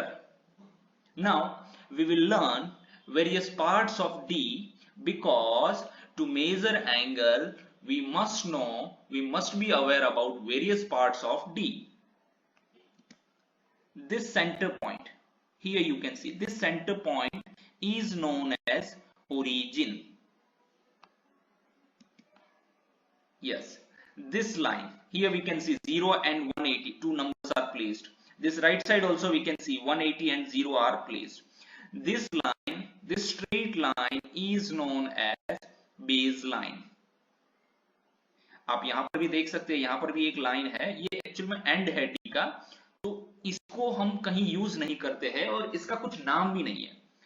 सो हमें base line जो है वो कौन सी है वो पता करेंगे कि जो ये 180 और 0 जिस लाइन पर है, that line is known as baseline।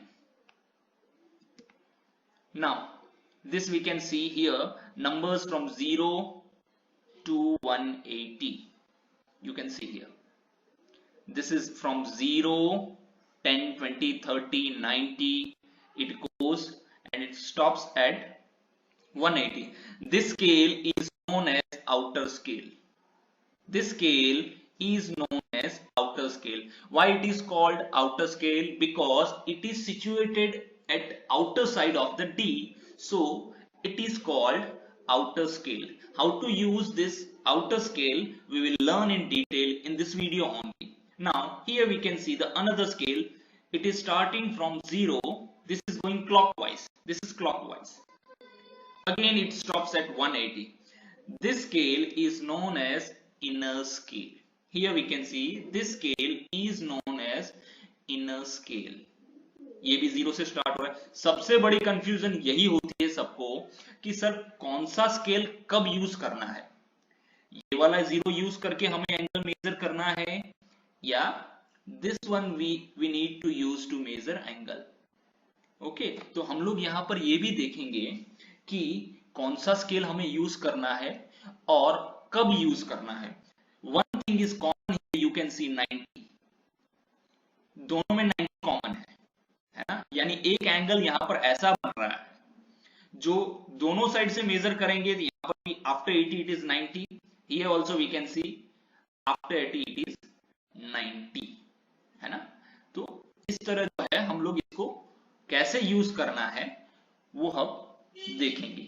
Now in this video we shall learn types of angles। there are total 3 types of angles। one is right angle which is known as 90 degree angle। an angle which shows 90 degree is called a right angle। the second is less than a right angle। if it is a less than a right angle it will also be less than 90 degree, less than 90 degree। this angle is also known as an acute angle। the third one is more than a right angle। if it is a more than a right angle obviously it will be more than 90 degree also, This is more than a 90 degree and it is also known as obtuse angle. Now we will see how to use D to measure angles.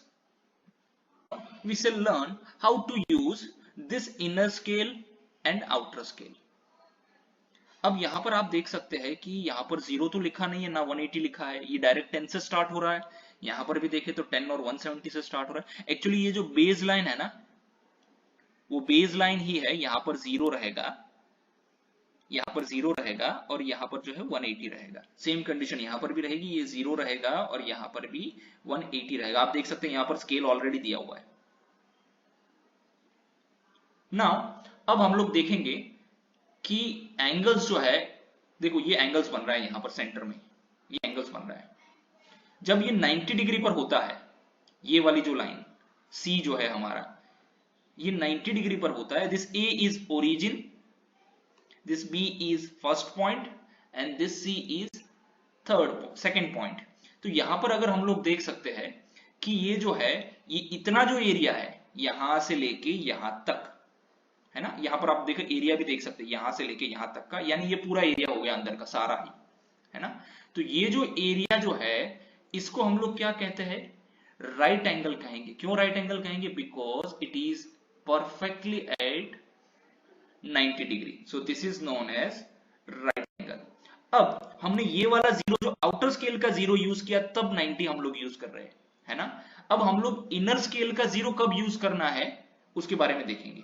सी, इसको मैं घुमा लेता हूं। जब भी हमारा जो base line जो होता है, ठीक है, ये जो बी पॉइंट जो है हमारा, जब भी ये इस डायरेक्शन में जा रहा है राइट साइड में, if it is going in the right direction then we will use the zero of right side. Inner scale outer scale अलग अलग हो सकता है। हमने पहले वाले डी में जब देखा था तो जो जीरो जो था वो यहां बाहर की साइड था, है ना, लेकिन यहां पर अलग है।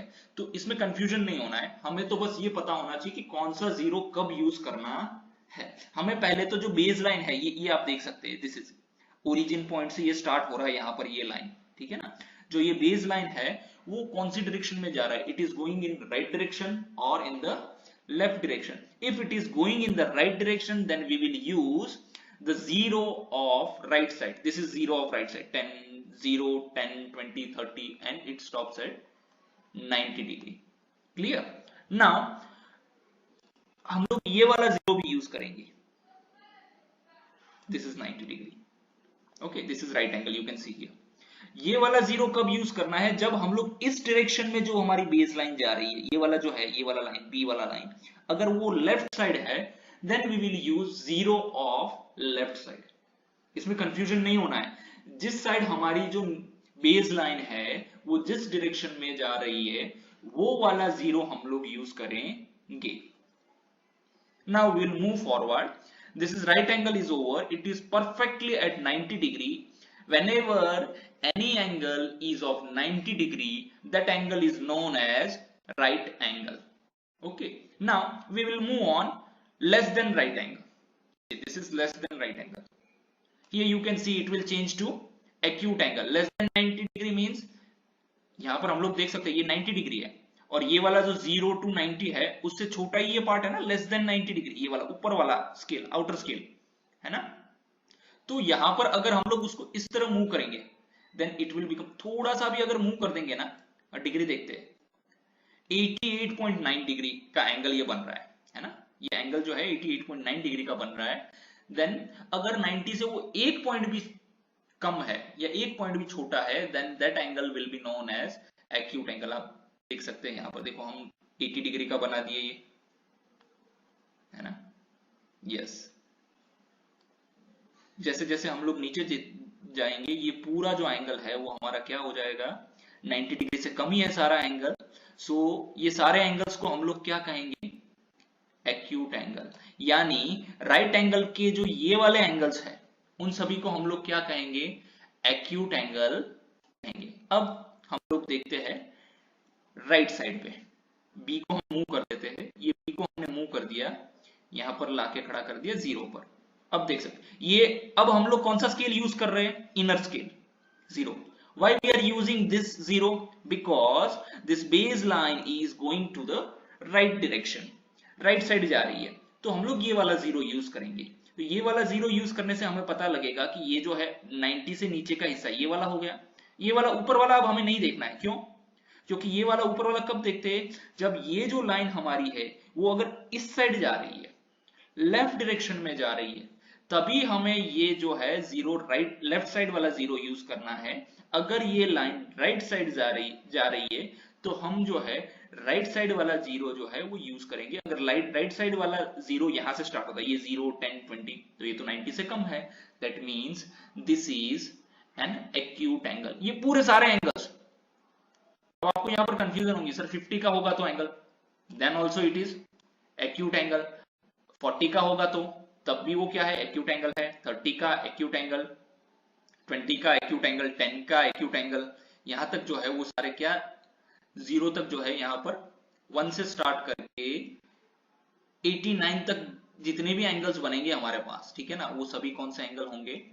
एक्यूट एंगल होंगे। Now we will move on to the third angle, that is our obtuse angle. अब देखते हैं, आप यहां पर देखो, ये जैसे ही क्रॉस करता है 90 को, यहां पर आप देख सकते हैं ऑब्ट्यूज एंगल बन गया है। देखते हैं कितना डिग्री है, 91.3। हम लोग कौन सा 0 यूज कर रहे हैं? राइट साइड वाला, ये राइट साइड वाला 0 है, देखो, यानी ये हम लोग इनर स्केल अभी यूज कर रहे हैं। अब ये जो हमारा एंगल बनेगा वो कौन सा एंगल बनेगा? ऑब्ट्यूज एंगल बनेगा। Clear? This is more than 90 degree. ये जो 90 है उससे बड़ा है। We are using this inner scale. Why we are using this inner scale? Because हम लोग राइट साइड वाला 0 क्यों ले रहे हैं? क्योंकि हमारा जो ये एरो है, ये बेस लाइन का एरो है, वो राइट साइड की ओर जा रहा है। That is why we are using inner scale and it is now you can see 161.4 degree. That is why this is known as obtuse angle. अब देखिए हम इसको यहां पर रखते हैं, ठीक है। अगर ये वाली लाइन को अगर हम लोग मूवमेंट करके यहां पर लेके आते हैं तो अब देखिए आप चेंज हो जाएगा। क्या चेंज हो जाएगा पता है? ये जो एंगल है हमारा एक्यूट बन जाएगा। क्यों एक्यूट बन जाएगा? ये एंगल एक्यूट इसीलिए बन जाएगा क्योंकि ये लेस देन 90 है। अब आप लोग कहेंगे कि सर पहले तो ये ऑब्ट्यूज था, मोर देन 90 था। नहीं, अब देखो हमारा जो बेस लाइन है वो लेफ्ट साइड हो गया। अगर लेफ्ट साइड हो गया तो हम लेफ्ट साइड वाला 0 यूज करेंगे। लेफ्ट साइड वाले 0 की लाइन तो ये है, तो अब ये कितना डिग्री हो गया? सिर्फ 80 डिग्री तो हो गया। If an angle is less than 90 degree then it is known as 80 जो है वो 90 से कम है, तो हमारा जो इसको है हम लोग क्या कहेंगे? एक्यूट एंगल कहेंगे। अब यहाँ पर देखिए ये जो है सारा अब ऑब्ट्यूज एंगल होगा, ये मोर देन 90 हो गया। क्यों? हम लोग आउटर स्केल यूज कर रहे हैं। आउटर स्केल क्यों यूज कर रहे हैं? बिकॉज वी आर, ये जो हमारा बेस लाइन है वो अभी जो है लेफ्ट डायरेक्शन में जा रहा है, तो लेफ्ट वाला 0 हम लोग यूज करेंगे, तो हम लोग आउटर स्केल यूज करेंगे, तब ये 130 डिग्री पर है। इसका मतलब ये जो है ऑब्ट्यूज एंगल है। देखो इस एप्लीकेशन में ये बहुत अच्छा है कि हम लोग जो है एंगल्स को मूवमेंट कर सकते हैं, लेकिन आपके पास जो है एंगल्स आपको ड्रॉ करना होगा, अपने हिसाब से ही ड्रॉ करना है एंगल्स को। एंगल्स को ड्रॉ करने के बाद हमें इस प्रोट्रैक्टर को, इस डी को कैसे यूज करना है ये पता होना चाहिए। देखते हैं हम इसको कैसे यूज करते हैं। देखो हमने यहाँ पर ओरिजिन पॉइंट दिखाया था, ये ओरिजिन पॉइंट है। यहाँ पर आपको ओरिजिन पॉइंट को प्लेस करना है, ठीक है ना। उसके बाद हमें देखना है कि कौन सा 0 पहले लेना है, which 0 we need to take. First of all you need to find the direction of the baseline. This is our baseline and it is moving on the left side. Then we will use the 0 of left side. ये 0 left side का है, इसको use करेंगे तो ये देखेंगे कि ये 130 डिग्री पर हमारा एंगल है। If it is 130 is more than 90 degree, so this is an obtuse angle. It is more than right angle, more than a right angle. ठीक है, यहां तक मुझे लगता है कि सबको क्लियर हुआ होगा कि डी को कैसे यूज करना है, how to measure angles using D, what are the 3 types of angles, that is right angle, less than a right angle, it is also known as acute angle, more than a right angle, it is also known as an obtuse angle. इसको कैसे use करना है, हम लोग थोड़ा अगर practice करेंगे तो हम आसानी से पता कर Now पाएंगे कि let us इसको see the हमें next किस तरह question. यूज करना है, कौन सा जीरो कब Mahesh लेना है। throws an उसके लिए angle, एक ही थंब रूल measures है। 150 जब degree. हमारा जो ये He ओरिजिन now पॉइंट है divides वहां से the सपोज angle ये into line left three side में जा रही है, then parts. We will What is use the zero measure of of left each side. angle? चलो अगर पहले ये तो 150 ओरिजिन डिग्री का पॉइंट ये हमारा एंगल है, है अब इसको और ये तीन अगर राइट साइड बराबर में हिस्सों है में हम करेंगे तो एक्चुअल में इसको यहाँ पर, डिवाइड ही करना देन वी पड़ेगा। Will use zero equal parts of में डिवाइड कर रहे हैं, दिस तो अगर जब इसको हम राइट डिवाइड साइड। करेंगे तो हमारा आंसर आएगा 50 डिग्री। यानी यहाँ तक अगर सबको समझ 150 में डिग्री आया के होगा। एंगल्स को अगर हम डिवाइड करते हैं तो तीन एंगल्स बनेंगे और तीनों एंगल्स कितने डिग्रीज के रहेंगे? 50-50 डिग्रीज के रहेंगे। तो यहाँ पर हम लिखेंगे 50 degree. Next question, fill in the blanks. How many corners a football है? फुटबॉल में कितने कॉर्नर्स होते हैं? जब भी कोई स्फीयर या सर्कुलर शेप रहता है तो उसके कॉर्नर्स होते हैं नहीं। यहाँ पर हम लिखेंगे 0। Second, 4 times of a right angle. देखो राइट एंगल जो है हम लोग कहते हैं कि उसका 4 टाइम्स जब हम करते हैं तो 4 इंटू 90 डिग्री हम लोग करेंगे, जिसका आंसर आएगा 4 9 36 और 0 हम लगा देंगे तो 360 आएगा। अब यहाँ पर ये क्वेश्चन समझने वाला है। 1/4 of straight angle, C 1/4 of straight angle, तो स्ट्रेट एंगल कितने का होता है हमारा?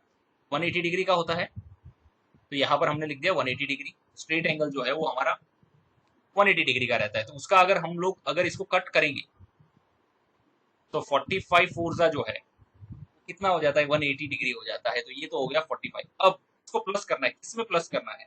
Half of dash angle. देखो यहाँ हमें चाहिए राइट एंगल आंसर है, ठीक है ना? तो यहाँ पर हमारा जो आंसर आएगा वो 90 डिग्री आएगा। अब आप अगर इसको ध्यान से देखोगे तो इसके अंदर हम लोग 45 में कौन सा नंबर ऐड करेंगे तो 90 आएगा। तो एक्चुअल में आंसर है 45 ही आएगा। तो यहाँ पर हमें 45 डिग्री लिखना है। तो यहाँ पर आप देख सकते हो हाफ ऑफ डैश एंगल। तो यहाँ पर हाफ ऑफ राइट एंगल जब हम करेंगे, क्यों राइट एंगल लिखेंगे? क्योंकि राइट एंगल का हाफ ही जो है वो हमारा आंसर है। सो हाफ करेंगे तो यहाँ पर आंसर आया 45 degree. So 1/4 of straight angle plus half of right angle is equal to right angle. So the correct answer is, इस तरह से हम इसको डीप में भी सॉल्व कर सकते है। ये देखो डिटेल में एक्सप्लेनेशन इसीलिए दिया हुआ है, फिल इन द ब्लैंक्स में आ रहा है, लेकिन जब तक इसको आप सॉल्व नहीं करोगे तो इसके आंसर्स आपको मिलने वाले हैं नहीं। Move on to the next question.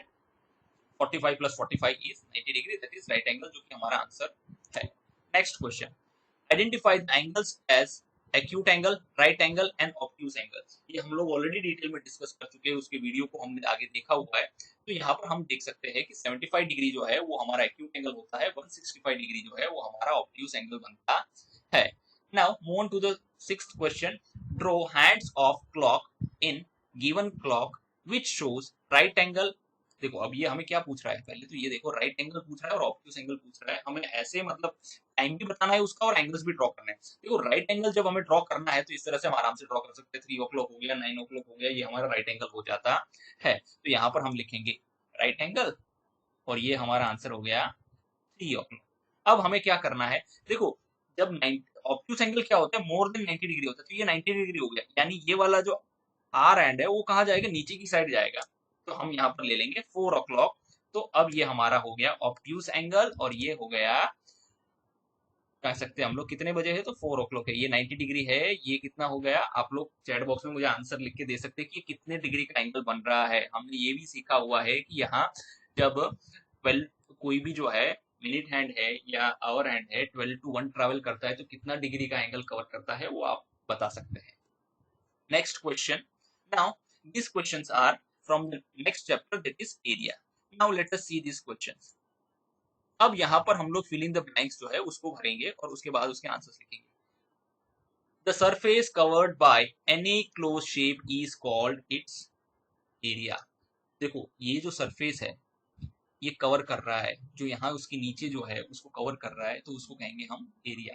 Count the number of squares covered by the stamp. ये स्टैम्प दिया हुआ है, हमें उसके जो है उसका एरिया फाइंड आउट करना है, कितने स्क्वायर कवर किया हुआ है। 1 2 3 4, पहले इस तरह लिख देंगे फिर यहाँ से लिखेंगे 1 2 3 4 5 and 6।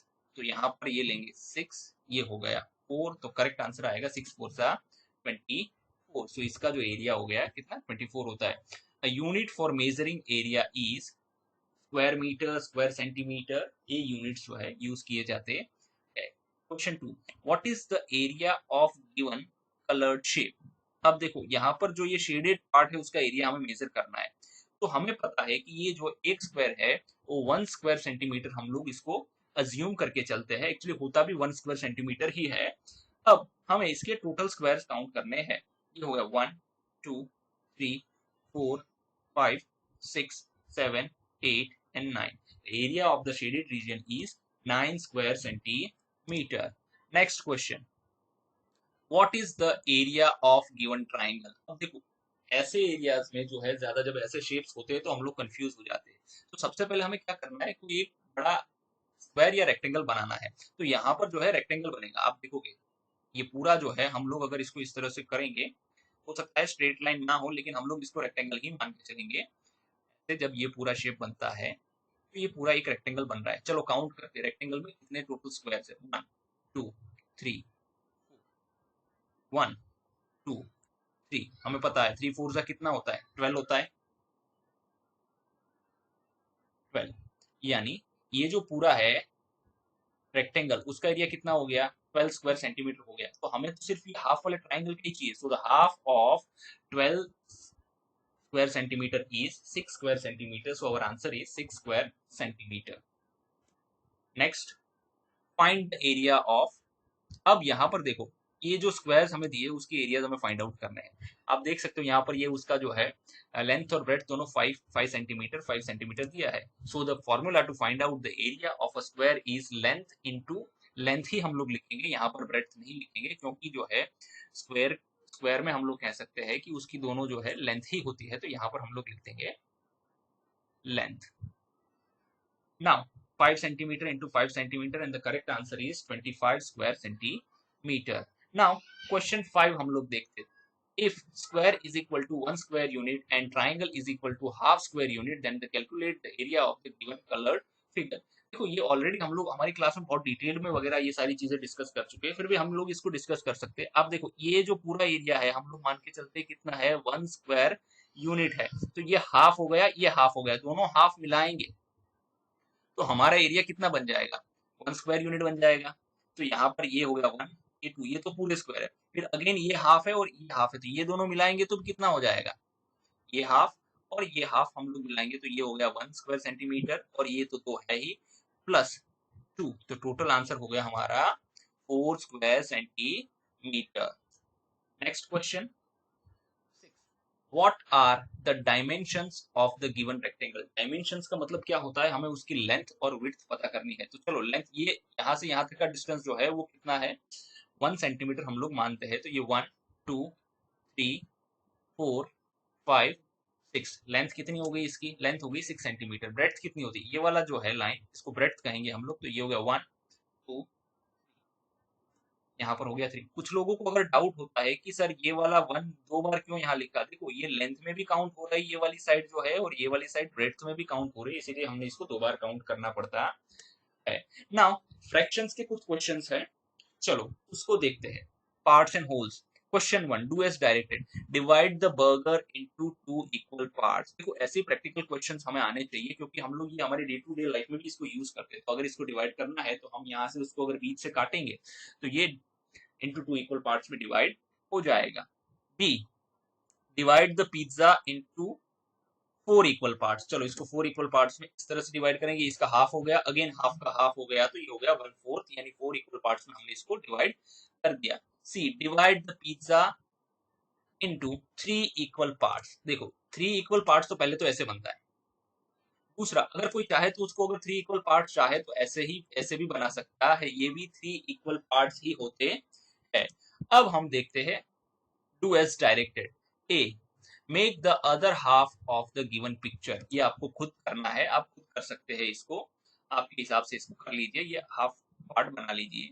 Second, make the other 3/4। यहाँ आपको पूरा बनाना है, मतलब ये 1/4 दिया है और 3/4 आपको ड्रॉ करना है। अब इसको देखते हैं हम, अगर इसको पेन ले लेते हैं, 1 metre is equal to 10 centimetre, ये हम सबको पता है 1 मीटर इज इक्वल टू कितना होता है, 100 सेंटीमीटर। तो the half metre is 50 centimetre. कैसे होता है, हाफ इंटू 100 करेंगे, क्योंकि जो है हमारा 1 मीटर हो गया, तो हाफ मीटर करेंगे इसका, तो ये हमारा आंसर हो गया 50 50 बनसा जो है करेक्ट आंसर होता है 50 centimetre. Next question, There are 32 students in a class. Half of them are girls. Find the number of boys in the class. Now, first of all, we should know the total number of students in the class is 32. Then half of them are girls. So we will make the half of 32, that is total number of girls in the class is 16. क्यों? ये देखो half को अगर हम ऐसे लिखते हैं तो ये कट करना है और कुछ नहीं है.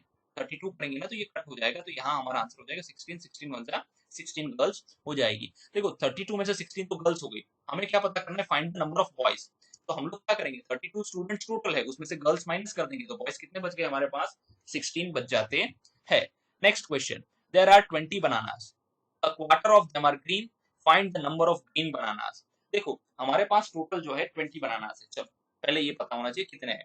दूसरे क्वार्टर. क्वार्टर का मतलब क्या होता है? ये शब्द हमारे ध्यान में होना चाहिए. क्वार्टर का मतलब होता है 1/4 होता है. सो 1/4 ऑफ 20 बनानास. आंसर कितना आता है?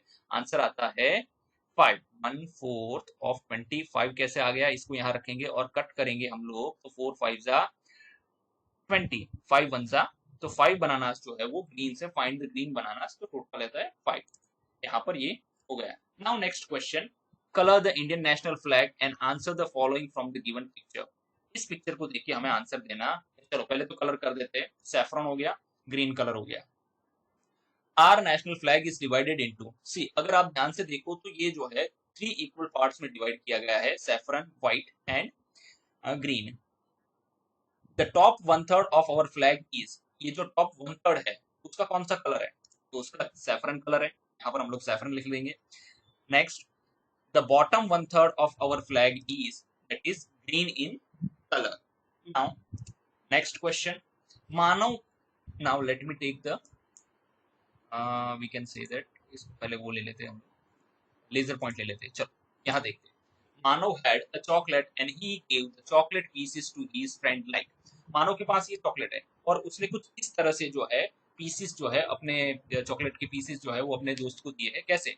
Give half of the chocolate to Sanjay. चलो पहले तो टोटल पीस कितने वो हमें पता होने चाहिए. 1 2 3 4 5 6 7 8 9 10 11 12. 12 में से हाफ पीसेस यानी 12 का हाफ कितना हो गया? 6 हो गया. किसको दिए? संजय को दिए. तो यहाँ पर टोटल पीसेस हमने 12 कर दिए. अब देखो half of chocolate. Half of chocolate. अब चाहो तो यहाँ से भी काट सकते हो तब भी ये 6 पीसेस संजय को मिलेंगे और चाहो तो यहाँ से भी काट सकते हो तो ये 6 पीसेस जो है वो संजय को मिलने वाले हैं. So half of 12 is 6 pieces. So the correct answer is 12 pieces. Now give 1/3 of the chocolate to Manisha. How many pieces of chocolate did Manisha get. अब मनीषा को कितने मिले? तो यहाँ पर देखो 1/3 ऑफ चॉकलेट 1/3 इंटू 12 करेंगे तो हमें आंसर मिलेगा 4 पीसेस. यानी कोई भी 4 पीसेस जो है वो मनीषा को दिए गए हैं. चलो अब हम लोग कवर कर लेते हैं पहले इसको. जो 6 पीसेस है, चलो ये रहे ये 6 पीस जो है ये सारे संजय को दे दिए. ठीक है ना. तो यहाँ पर हम लिख देंगे एस एस एस एस जो कि संजय का एस लिख दिए. अब क्या बोल रहे हैं? 4 पीसेस जो है इसको दे रहे हैं. 4 पीसेस जो है मनीषा को दे रहे हैं. यहाँ लिख देंगे एम एम एम एम. अब हम लोग कहते हैं how many chocolate pieces are left. कितने पीसेस बच गए? तो 2 पीसेस बच गए. एक ये बच गया, ये बच गया 2 है ना. तो 6 पीसेस संजय को दिए, 4 पीसेस मनीषा को दिए हैं. तो बच गए टोटल कंज्यूम कितने हो यूज कितने हो गए? 12 थे उसमें से 10 तो उन्होंने यूज कर दिए, बांट लिए. अब बच कितने गए? टोटल है हमारे पास 12. 10 को यूज कर लिया तो 2 pieces left. Next. Now very interesting exercise. Do as directed. Count the heads. Total heads को हमें काउंट करनी है पहले. चलो colour 1/3 of the heads orange. तो पहले हमें ये पता होना चाहिए कि टोटल हेड्स कितने. तो टोटल है 15 हेड्स है. ठीक है ना. उसमें से 1/3 को हम लोग ऑरेंज कलर करना है. चलो कर देते हैं. 1/3 कितना होता है पहले हमें ये पता होना चाहिए. देखो 1/3 करने के लिए 1/3 ऑफ 15 यहाँ पर कट कर देंगे. ये हो गया 5. तो कितनी 5 हेड्स जो है उसको हमें ऑरेंज कलर से करना है. चलो कर देंगे. 1 2 3 4 5 को कर दिया हमने ऑरेंज से colour. Now colour 3/5 of the heads blue.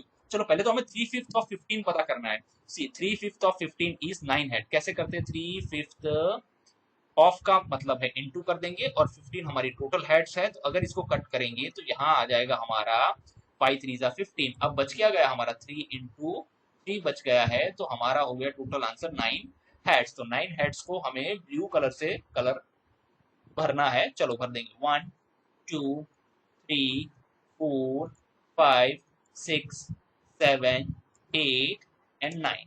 इस तरह से हम इसको रंग भर देंगे। Now next, how many heads did you colour orange? Orange से कितनी हुई भाई? 5 हेड्स आंसर आता है, तो उसका आंसर आएगा 5 heads. What part of the heads are not coloured? See यहाँ पर बहुत सारे बच्चे कंफ्यूजन करते हैं। व्हाट पार्ट पूछा है हमें, क्या पूछा है? व्हाट पार्ट पूछा गया है, पार्ट पूछा है हमें, क्या पूछा है? पार्ट पूछा है। जब पार्ट पूछा है तो यहाँ पर हमने लिखा है 1 हेड आंसर नहीं आएगा, 1/15 पार्ट आंसर आएगा। हालांकि हमें ऐसा अगर पूछा जाए कि how many heads are not coloured, then 1 is the right answer. लेकिन हमें यहाँ क्या पूछा है? पार्ट पूछा है। पार्ट शब्द का जब यूज होता है यहाँ पर, ये जब पार्ट शब्द आप देख रहे हो, इसका यूज जब होता है तो हमें लिखना है 1/15 पार्ट आएगा। Next question, Mahesh, let me take the laser first of all. Yes. Question 4. Mahesh poured a one liter of orange juice into 2 bottles so that first bottle holds 1/3, or sorry 3/4 liter and the other hold 1/4 litre. देखो 2 bottle है, महेश इसके अंदर orange juice डाल रहा है। अब इसके अंदर जो पहला बॉटल है, फर्स्ट बॉटल का कहा है कि उसके अंदर कितना जूस उन्होंने डाला है कि भाई 3/4 लीटर डाला है। तो हमें पहले ये पता होना चाहिए कि 3/4 लीटर निकालते कैसे है ना, 3/4 ऑफ लीटर कैसे निकालते। चलो पेन ले लेते। देखो सबसे पहले तो होता है 3/4 ऑफ 1 लीटर। अब हमें यहाँ पर ये बहुत अच्छे से पता होना चाहिए कि 1 लीटर इज इक्वल टू कितना मिलीलीटर होता है।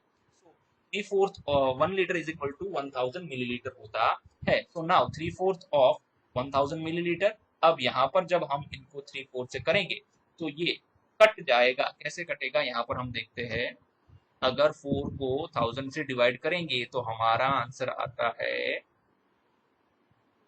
250। यहाँ पर अब क्या बच गया हमारे पास? 3 इंटू 250 मिलीलीटर। सो 25 3 75 और 0 लगा देंगे तो हमारा आंसर हो गया 750 ml। यहाँ पर इस तरह से आंसर आता है। चलो हम पहले वाले को क्या कर देंगे, shade the level of orange juice in each bottle. तो पहले वाले में कर देंगे 750 लीटर, यानी 3/4 पार्ट भरा हुआ होना चाहिए। चलो भर गया है। अब देखते हैं क्या बोला, अदर होल्ड 1/4 लीटर। तो ये दूसरा वाला जो पार्ट है वो 1/4, दूसरी बॉटल जो है 1/4 लीटर।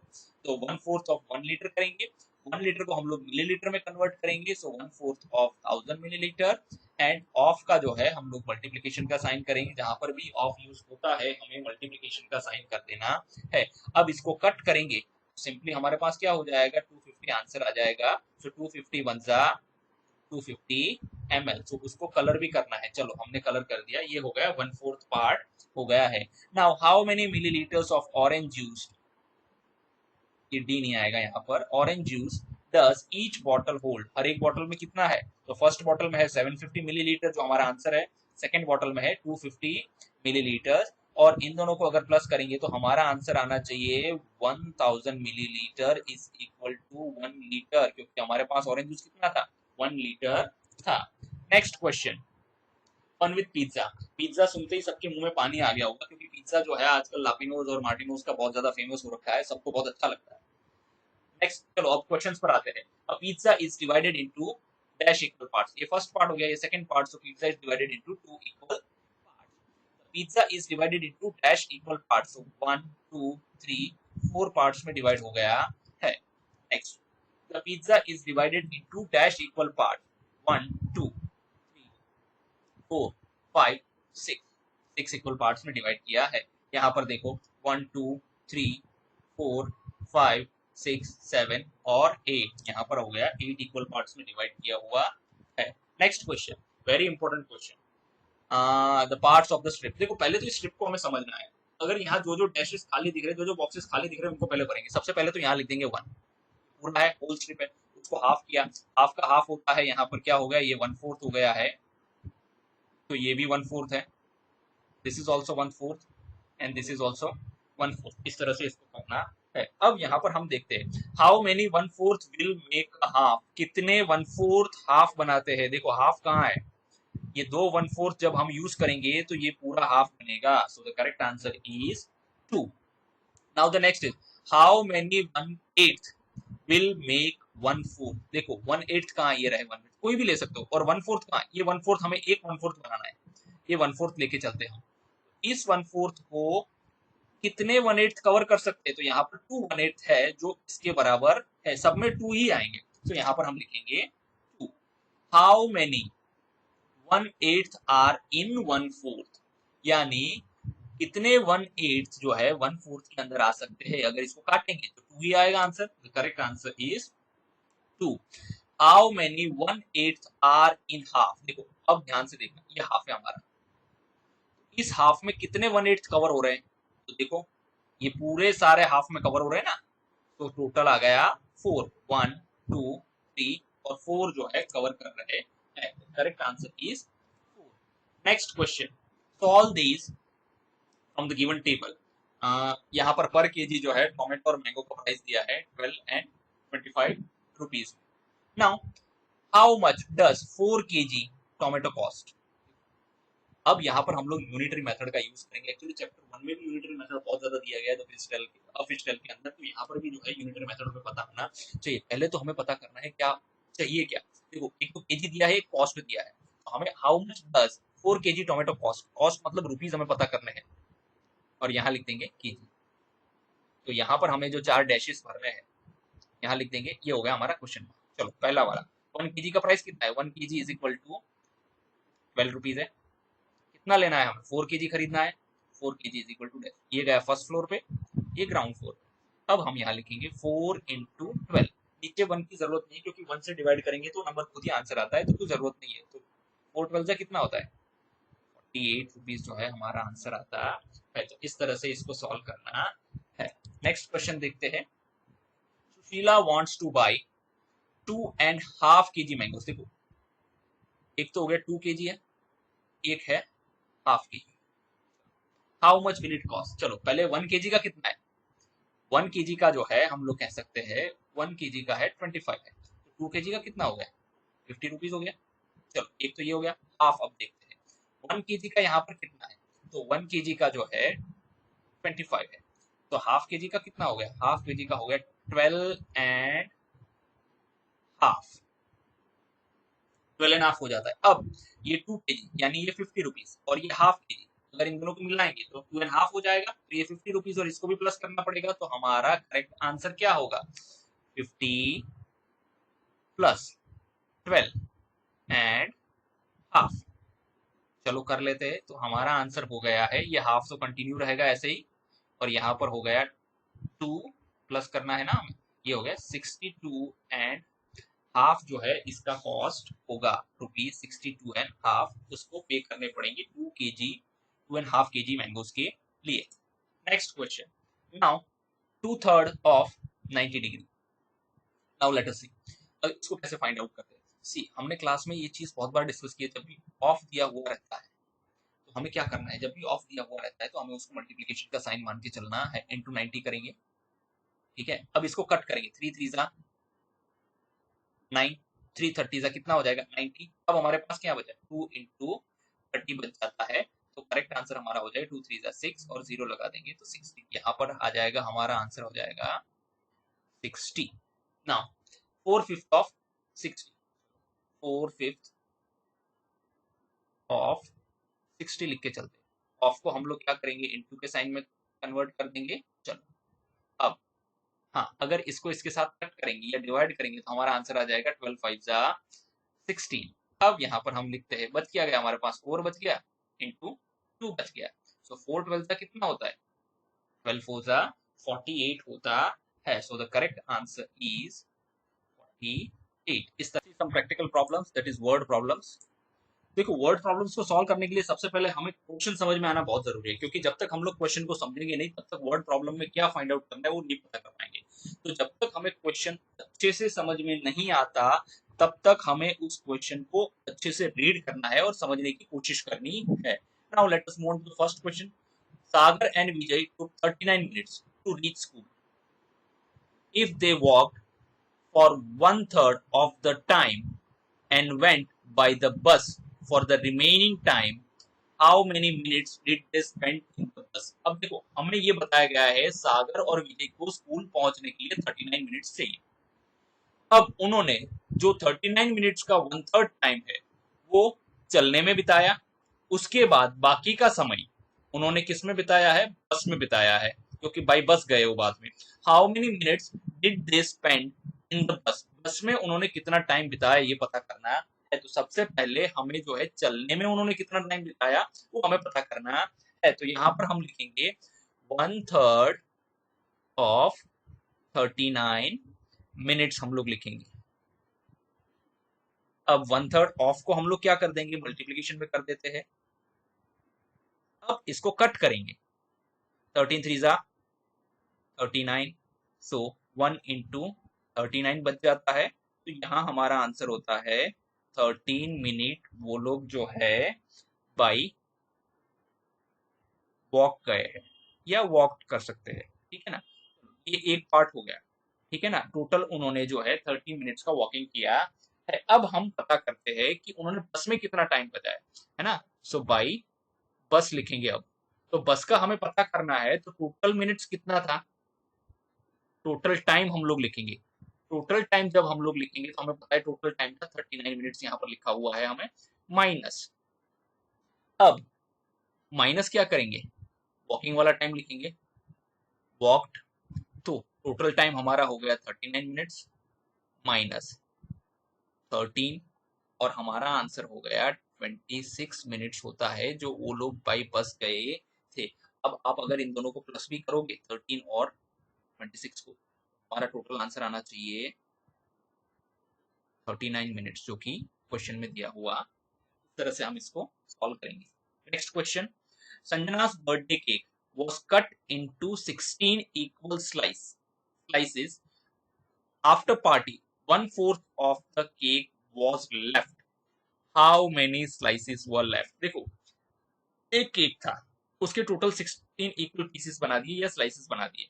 अब पार्टी के बाद 1/4 केक जो है वो बच गया, तो कितने स्लाइसेस हमारे पास बचे ये पता करना है। तो यहाँ पर हम लिखेंगे 1/4 ऑफ 16 स्लाइसेस, या पीसेस भी लिख सकते हैं। 1/4 का कर देंगे हम लोग, मतलब इनटू करके 16 का निकाल देंगे, तो यहाँ ये कट हो जाएगा, 4 4 जा 16। तो अब हमारे पास हो गया 1 into 4, आंसर है 4 स्लाइसेस। आंसर आएगा 4 स्लाइसेस लेफ्ट। जब पार्टी खत्म हुई तो उनके पास 1/4 केक बचा था, तो 1/4 कितना हो गया, 4 स्लाइसेस होता है। इस तरह से हम इसको करेंगे। Next question, Pushpa took a book to read which had 180 pages. However, he read only 1/3 of the book. Find how find out how many pages were still unread. देखो, यहाँ पर हमें ये पढ़ना है कि पुष्पा के पास एक बुक है जिसके अंदर 180 पेजेस है। तो हम लोग सबसे पहले यहाँ लिखेंगे टोटल पेजेस कितने हैं, total pages is equal to 180। He read only 1/3, 1/3 किसका 1/3, तो 180 पेजेस का 1/3 ऑफ 180। सिंपल हम लोग कर देंगे, इनटू लगा देंगे। अब इसको डिवाइड करेंगे तो 3 6 18, ये जीरो काट के यहाँ कर देंगे, तो टोटल हमारा हो गया 60। तो 1 into 60, आंसर हमारा हो जाता है 60 पेजेस। अब चलो, ये 60 पेजेस क्या है, उसने रेड किए, 60 पेजेस रेड, ये हो गया एक पार्ट। अब हमें पता करना है कि अनरेड पेजेस कितने हैं, find out how many pages were still unread. तो अब इसको हम लोग फाइंड आउट करने के लिए क्या करेंगे, पहले तो टोटल पेजेस कितने हैं वो पता करेंगे हम। टोटल पेजेस हमारे पास है 180 है, क्वेश्चन में दिए हुए ये रहे, और 1/3 उसने रेड कर लिया है ना। तो यहाँ पर हम लिखेंगे pages read by Pushpa is equal to, answer हमारा आता है 60, जो कि यहाँ से लिया है।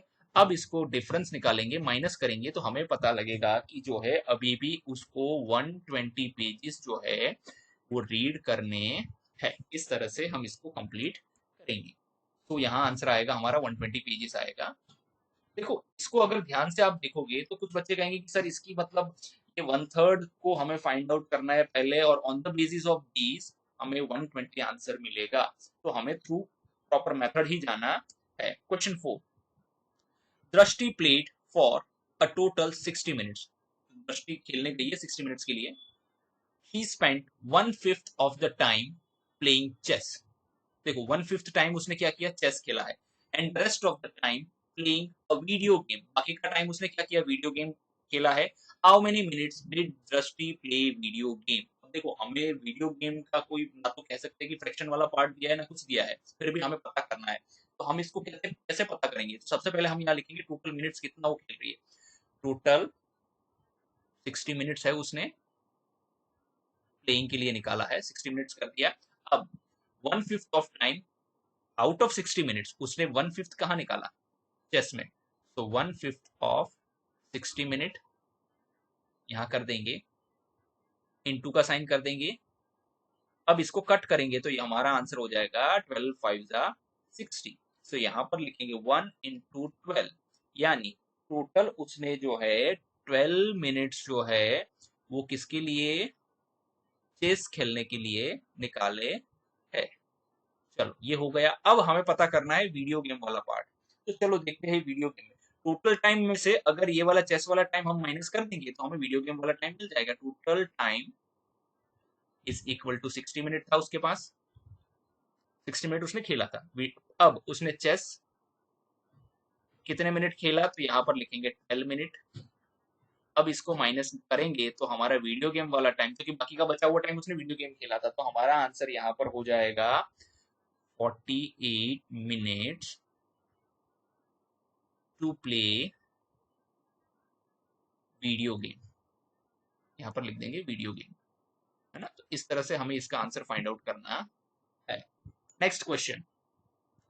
इन the month of April Saanvi was out of the town for 2/5 of the days. For how many days was Saanvi in the town. अब देखो हमें बताया गया है कि अप्रैल महीने में सानवी जो है 2/5 डेज बाहर थी, और कितने दिन अब वो टाउन में रही वो हमें पता करना है. तो चलो पहले तो हमें पता होना चाहिए कि अप्रैल में कितने डेज होते हैं, क्योंकि उसके बाद उसका हम लोग क्या निकालेंगे, 2/5. तो April is having 30 days. So 2/5 of April क्या हो गया, 2/5 ऑफ 30 डेज हो जाएगा. चलो 2/5 इंटू कर देंगे इसको. अब जब इसको काटेंगे तो हमारा आंसर क्या हो जाएगा, 5 6 30. अब हमारे पास क्या बचा, 2 इंटू 6, 2 6 12 डेज. हम लोग कह सकते हैं कि आउट ऑफ द टाउन थी Saanvi, out of the town. ठीक है. चलो अब हमें बताया, पूछना ये है, इन्होंने ये पूछा गया है कि सानवी टाउन के अंदर यानी टाउन में कितने दिनों तक थी. तो पहले तो हम पता करेंगे कि टोटल डेज कितने हैं, महीने में टोटल डेज कितने हैं. तो हमें पता है टोटल 30 डेज है. Days in April is equal to 30 days. जो बाहर नहीं होगी वो समय कहाँ होगा, उस टाउन के अंदर होंगी. Days out of the town, कितने दिन वो बाहर थी, तो वो हमें कहां से पता लगता है, यहाँ 12 डेज. यहाँ पर लिखेंगे 12 डेज. अब हम क्या करेंगे, इसको माइनस कर देंगे. तो बचे हुए दिन सानवी कहाँ थी, टाउन में थी. तो हमारा आंसर आ गया 18 days. Saanvi was in the town is equal to 18 days. इस तरह से हमें इसको सॉल्व करना है. देखते हैं questions related to multiple. fill in the blanks. The next four numbers in the chain are 3 6 9. यहाँ पर आप देख सकते हैं कि 3 का टेबल कंटिन्यू हो रहा है, means we are writing the multiples of 3, that is 3 6 9. After that 3 4s are 12, 3 5s are 15, 3 6s are 18, then 3 7s are 21. Like this we will complete this chain. Question 2.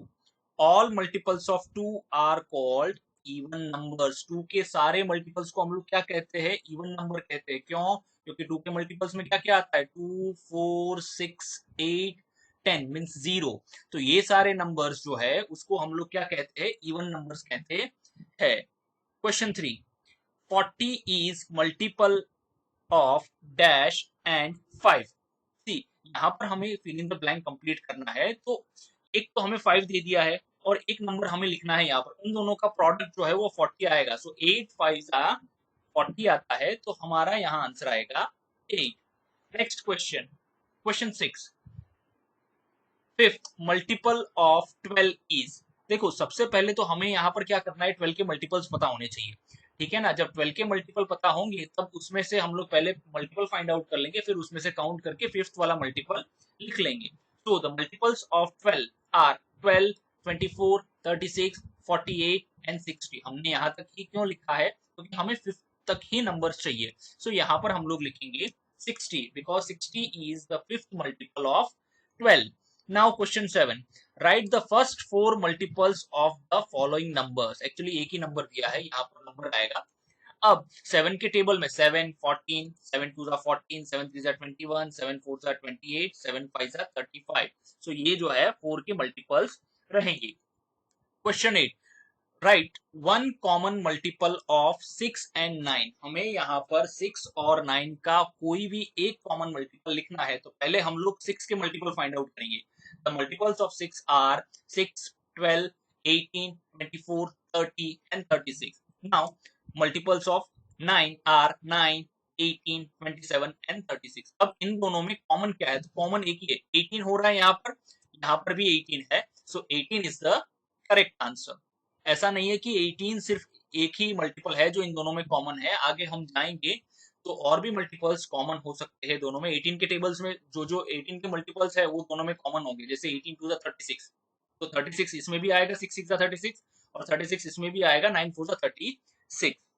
Next, 3 into 12 is equal to 36. So 36 is multiple of 3 and 12। हमें पता है कि ये वाला जो is equal to right side वाला जो number रहता है उसको हम मल्टीपल कहेंगे, और लेफ्ट साइड वाले नंबर्स को हम लोग फैक्टर्स कहेंगे। इसके फैक्टर्स 36 के फैक्टर्स कहेंगे। Next question, 5 into 4 into 11 is equal to 220. So 220 is a multiple of 5, 4 and 11. Next question, find the two common multiple of 3 and 4। तो पहले तो हमें 3 के मल्टीपल्स पता होने चाहिए। चलो हमने 3 के मल्टीपल्स लिख दिए, उसके बाद ही हम कॉमन निकाल पाएंगे। फिर 4 के मल्टीपल, तो हमने 4 के मल्टीपल्स लिख दिए। देखो मल्टीपल्स का मतलब क्या होता है, जो टेबल्स में इज इक्वल टू की राइट साइड जो नंबर रहता है उसको हम लोग मल्टीपल कह के चलते हैं। जैसे 3 3 जा 3 सॉरी 3 1 जा 3, 3 2 जा 6, 3 3 जा 9, 3 4 जा 12, ऐसे ही 4 के भी सेम रहेंगे। अब हमें क्या करना है, कॉमन निकालने। चलो इन दोनों में कॉमन क्या है, कॉमन देखा जाए तो 12 और 24 ही ऐसे है जो 3 के भी मल्टीपल है और 4 का भी मल्टीपल है। तो यहाँ पर हम लिखेंगे 3 के और यहाँ 4 के मल्टीपल। ये चलो 3 के मल्टीपल लिख लिए, ये 4 के मल्टीपल लिख लिए, और दोनों में कॉमन क्या है, 12 एंड 24। सो यहाँ हमारा आंसर आएगा 12 एंड 24। 2 ही पूछे हमें तो हम 2 ही लिखेंगे। आगे हम और भी लिख सकते हैं, अगर आपको पता है आगे कौन कौन से लिख सकते हैं और मतलब उसके पीछे क्या लॉजिक आपने लगाया है, वो अगर आपको पता है तो आप चैट बॉक्स में मुझे आंसर दीजिए। देखिए मैं बता देता हूँ आपको, एक्चुअली जो 12 का टेबल है वो दोनों में कॉमन रहेगा। 12 1 12, 12 2 24, 12 3 36 जो है वो 3 का भी मल्टीपल होगा और 4 का भी मल्टीपल होगा, क्योंकि 36 3 के टेबल में भी आता है और 4 के टेबल में भी आता है। तो इस तरह से हम लोग फाइंड आउट कर सकते हैं। Move on to the next question, question 5, LCM of 3 and 2 is। LCM का मतलब होता है लोएस्ट कॉमन मल्टीपल। तो पहले तो हम 3 के मल्टीपल निकालेंगे। चलो 3 के मल्टीपल्स हमने निकाल लिए, अब हम जो है 2 के मल्टीपल निकालेंगे। ये 2 के मल्टीपल्स आ गए। अब देखेंगे कि इन दोनों में कॉमन क्या है, 6, 12, 18। ये ऐसे नंबर्स है जो 3 के भी मल्टीपल्स है और 2 के भी मल्टीपल्स है। अब कॉमन मल्टीपल्स हमने लिख लिए यहाँ पर 6, 12 एंड 18, जो क्या कह सकते हैं हम कि इन तीनों में है। अब लोएस्ट कॉमन मल्टीपल, एलसीएम का मतलब क्या होता है, इन तीनों में सबसे छोटा कौन सा है, तो सबसे छोटा लोएस्ट जो है उसको हम लोग कहते हैं 6, वो है 6। तो यहाँ पर लिखेंगे 6। Now question 6, smallest common multiple of 4, 6 and 5।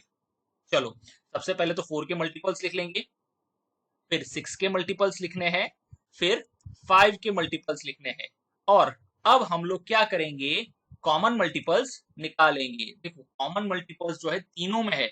हमें ऐसा नहीं देखना है, कोई नंबर हो सकता है 4 और 6 में हो, जैसे 12 जो है वो 4 में भी है और 6 में भी है, लेकिन 5 में, 5 के टेबल में है नहीं, यानी मल्टीपल्स ऑफ 5 है नहीं, तो उसको हम लोग राउंड ऑफ नहीं करेंगे, उसको छोड़ देंगे। हमें ऐसा नंबर चाहिए जो तीनों में होना चाहिए। यहाँ पर देख सकते हो 60 जो है वो तीनों में है। So common multiples of 4, 6 and 5 is 60।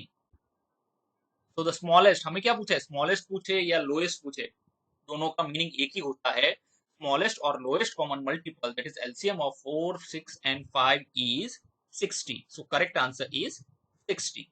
Next, question 8, fill the diagram by finding common multiples of 2, 3 and 5। 2, 3 और 5 के लिए हमें जो है अब यहाँ पर उसके कॉमन मल्टीपल्स लिखने हैं और डायग्राम में लिखने हैं। चलो सबसे पहले 2 के मल्टीपल्स, 3 के मल्टीपल्स हम लोगों ने लिख लिए। देखो यहाँ पर आपको ये इजीली अवेलेबल हो रहा है तो आपको लग रहा है कि ये आसान है, नहीं, आप अपने आप जो है एक पेन और बुक लेके इसको सॉल्व करने की कोशिश कीजिए, क्योंकि मैथ समझने में जो है कहा जाता है कि आसान होता है, लेकिन जब उसको सॉल्व करने बैठते हैं तो उसका टफनेस पता चलता है। तो मैथ जो है उसको ज्यादा से ज्यादा प्रैक्टिस कीजिए। पहले तो आप स्क्रीन को पोज करके इसको सॉल्व करने की कोशिश कीजिए, नहीं आता है तो वीडियो को प्ले करके आगे देखिए। Now will write the multiples of 5। तो हमने तीनों के मल्टीपल लिख लिए, हमें 3 नंबर दिए। अब क्या करना है, कॉमन मल्टीपल्स हमें लिखने और डायग्राम में शो करने। चलो सबसे पहले हम लिखेंगे, यहाँ 2 के मल्टीपल्स लिख देंगे, यहाँ 3 के और यहाँ 5 के। चलो अब देखो, ये जो है अभी जो ग्रीन कलर के सर्कल्स हमने बनाए, ये मल्टीपल्स 2 और 3 दोनों में कॉमन है। तो 2 और 3 दोनों का सर्कल देखा जाए तो ये वाला बन रहा है, तो यहाँ पर उनको लिखेंगे। अब हम देखेंगे 3 और 5 में कौन कौन से कॉमन मल्टीपल्स है। 15 एंड 30, ये दोनों ऐसे मल्टीपल है जो 3 का भी मल्टीपल है और 5 का भी मल्टीपल है, तो उसको हम लिखेंगे यहाँ, क्योंकि ये सर्कल इतना जो एरिया है वो 3 का भी है और 5 का भी है, तो उसको लिखेंगे हम यहाँ। अब यहाँ हम लिखेंगे 2 और 5 के मल्टीपल्स। चलो 10, 20 एंड 30, तो वो यहाँ पर आएंगे। अब आप ध्यान से देखोगे तो ये जो तीनों हमने अलग अलग नंबर के ग्रुप्स बनाए हैं उसमें एक नंबर कॉमन है। कौन सा नंबर कॉमन है, 30 जो है कॉमन है, यानी 30 आपको 2 के मल्टीपल्स में भी मिलता है, 3 के मल्टीपल्स में भी मिलता है और 5 के मल्टीपल्स में भी मिलता है। यहाँ पर देख लीजिए, ये 30 है, यहाँ पर 30 है और यहाँ पर 30 है। ये 30 ही एक ऐसा नंबर है जिसके 2 सर्कल्स लगे हैं। देखो यहाँ पर 2 सर्कल है, यहाँ पर भी 2 सर्कल लगाए, यहाँ पर भी 2 सर्कल लगाए है। तो 30 को हम लिखेंगे बीच में। क्यों बीच में लिखेंगे, क्योंकि तो ये एरिया जो रहेगा, ये बीच वाला एरिया 2 का भी है, ये देखो 2 यहाँ से जा रहा है, 5 का भी है, 5 यहाँ से जा रहा है और 3 का भी है, 3 यहाँ से जा रहा है, यानी तीनों के अंदर ये मल्टीपल हमें मिलता है। चलो अब जो बच गए नंबर 2 के, जिनको हमने सर्कल नहीं किया वो यहाँ पर लिख देंगे, 3 के जो बचे हुए नंबर है उनको यहाँ पर लिख देंगे और 5 के जो बचे हुए नंबर है उनको हम यहाँ पर लिख देंगे। बहुत सिंपल है, बस थोड़ा प्रैक्टिस की जरूरत है। यहाँ पर हमारा आंसर हो जाएगा 30। 30 जो है इनका क्या है, लीस्ट कॉमन मल्टीपल है। किसका लीस्ट कॉमन मल्टीपल है, 2, 3 एंड 5 का। Next question. नाउ हम लोग अभी एलसीएम यानी मल्टीपल्स वगैरह के बारे में देख लिए, अब हम देखेंगे एचसीएफ और जीसीएफ भी कुछ लोग कहते हैं उसको, ग्रेटेस्ट कॉमन फैक्टर भी कहा जाता है या हाईएस्ट कॉमन फैक्टर भी कहा जाता है। चलो फिल इन द ब्लैंक से स्टार्ट करते हैं। Dash is a factor of every number, 1 is a factor of every number. कोई भी नंबर ले लो, सबके फैक्टर में आपको 1 मिलेगा और 1 ही किसी भी नंबर का सबसे छोटा फैक्टर होता है। लेकिन आपको कभी भी किसी भी चीज का लीस्ट, लोएस्ट या स्मॉलेस्ट फैक्टर नहीं बताना है, आपको ऑलवेज हाईएस्ट ही बताना होगा। Next, all prime numbers are odd. No, क्यों नो होता है, क्योंकि 2 is the only even prime number. देखो 2 के अलावा सारे प्राइम नंबर्स जो है हम लोग कह सकते हैं कि ऑड है, सिर्फ 2 ही एक ऐसा प्राइम नंबर है जो इवन है। Next, see numbers which have more than 2 factors. किसी भी नंबर्स को 2 से ज्यादा फैक्टर होते हैं तो उसको कंपोजिट नंबर कहते हैं। अगर किसी भी नंबर के सिर्फ 2 फैक्टर है, 2 फैक्टर में कौन कौन से फैक्टर्स आते हैं, एक तो वो 1 होगा, क्योंकि 1 का हमने क्या पढ़ा, 1 1 is a factor of every number. एक तो 1 होगा, एक वो नंबर खुद होगा जिसके हम कहें कि 2 फैक्टर्स है, सिर्फ और सिर्फ 2 ही फैक्टर्स होते हैं, उसको प्राइम नंबर कहते हैं। और 2 से ज्यादा फैक्टर्स होते हैं किसी भी नंबर के, उसको हम कहते हैं composite number. Next question 2, do as directed. A, numbers which have only two factors are called prime numbers.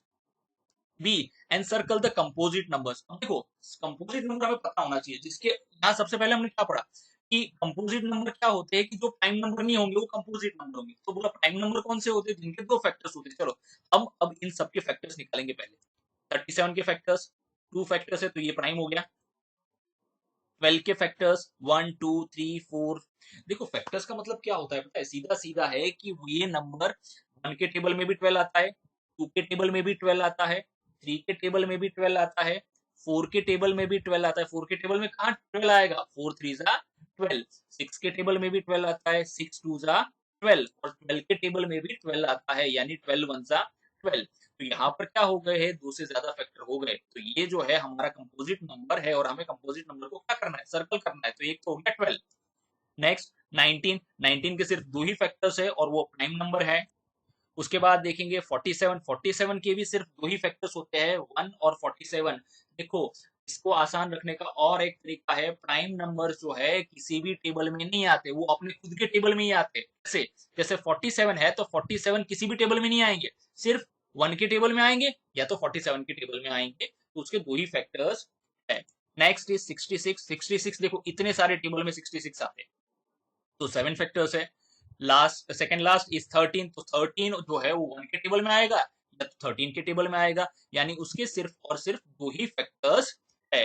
After that आता है फैक्टर्स ऑफ 41, 41 के भी दो ही फैक्टर्स होते हैं। अब यहाँ पर देखो ये दो ही ऐसे नंबर है जिनके दो से ज्यादा फैक्टर्स है, यानी ये कंपोजिट नंबर है। तो हम इन दोनों को क्या करेंगे, सर्कल करेंगे। नेक्स्ट क्वेश्चन, हम यहाँ पर हमें क्या बताया गया है, 63 divided by 9 is equal to 7। So dash and dash are factors of 63। बच गए कौन से नंबर है, 9 एंड 7। हमें पता है इज इक्वल टू के इस साइड वाला जो नंबर होता है वो मल्टीपल होता है और इस साइड वाला नंबर जो होता है, एक्चुअली गलत लिख दिया है यहाँ पर, हम इसको ऐसे लिखेंगे क्योंकि आप लोग कंफ्यूज हो जाएंगे यहाँ पर। कि सर ने तो कहा था कि जो लेफ्ट साइड वाला नंबर है वो क्या होता है। तो इसको ऐसे लिखेंगे हम लोग, ऐसे नहीं लिखेंगे। 9 इंटू 7 इज इक्वल टू 63। ये वाले जो नंबर्स होते हैं वो होते हैं मल्टीपल्स होते हैं, है ना। और ये वाले जो नंबर्स रहेंगे हमारे वो क्या हो जाएंगे, फैक्टर्स हो जाएंगे। किसके फैक्टर्स है ये फैक्टर्स है 63 के। सो the correct answer is 9 and 7। Next question, now find the factors of 16 and 20। चलो 16 और 20 के फैक्टर्स, पहले तो 16 के लिए 16 जो है कौन कौन से टेबल में आता है, 1 16 जा 16 होता है, या तो 16 1 जा 16 होगा। दूसरा होगा 2 8 जा 16 होता है, या 8 2 जा 16 होता है।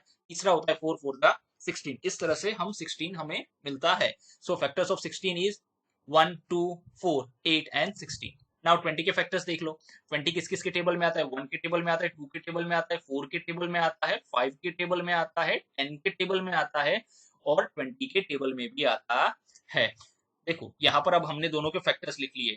देखो जो नंबर रिपीट हो रहा है उसको हमें नहीं लेना है, सिंगल जो एक एक बारी सारे नंबर्स लेने हैं। चलो अब इनमें से हमें दोनों के हमने फैक्टर्स यहाँ पर लिख लिए। Factors of 16 are 1 2 4 8 and 16। So the factors of 20 are 1 2 4 5 10 and 20। इस तरह से हमें लिखना है। हमें यहाँ पर सिर्फ फैक्टर्स ही लिखने थे। देखो बहुत सारे बच्चे यहाँ पर कॉमन फैक्टर्स भी निकाल के आ जाएंगे, हाईएस्ट कॉमन फैक्टर भी निकाल के आ जाएंगे। नहीं, जब आपको कॉमन फैक्टर्स निकालने को नहीं कहा है या हाईएस्ट कॉमन फैक्टर निकालने को नहीं कहा है तो आपको निकालना है नहीं। Next question 4, find the common factors of 12 and 18। चलो पहले 12 के फैक्टर्स निकाल लेंगे। ये हो गए 12 के फैक्टर्स सॉरी।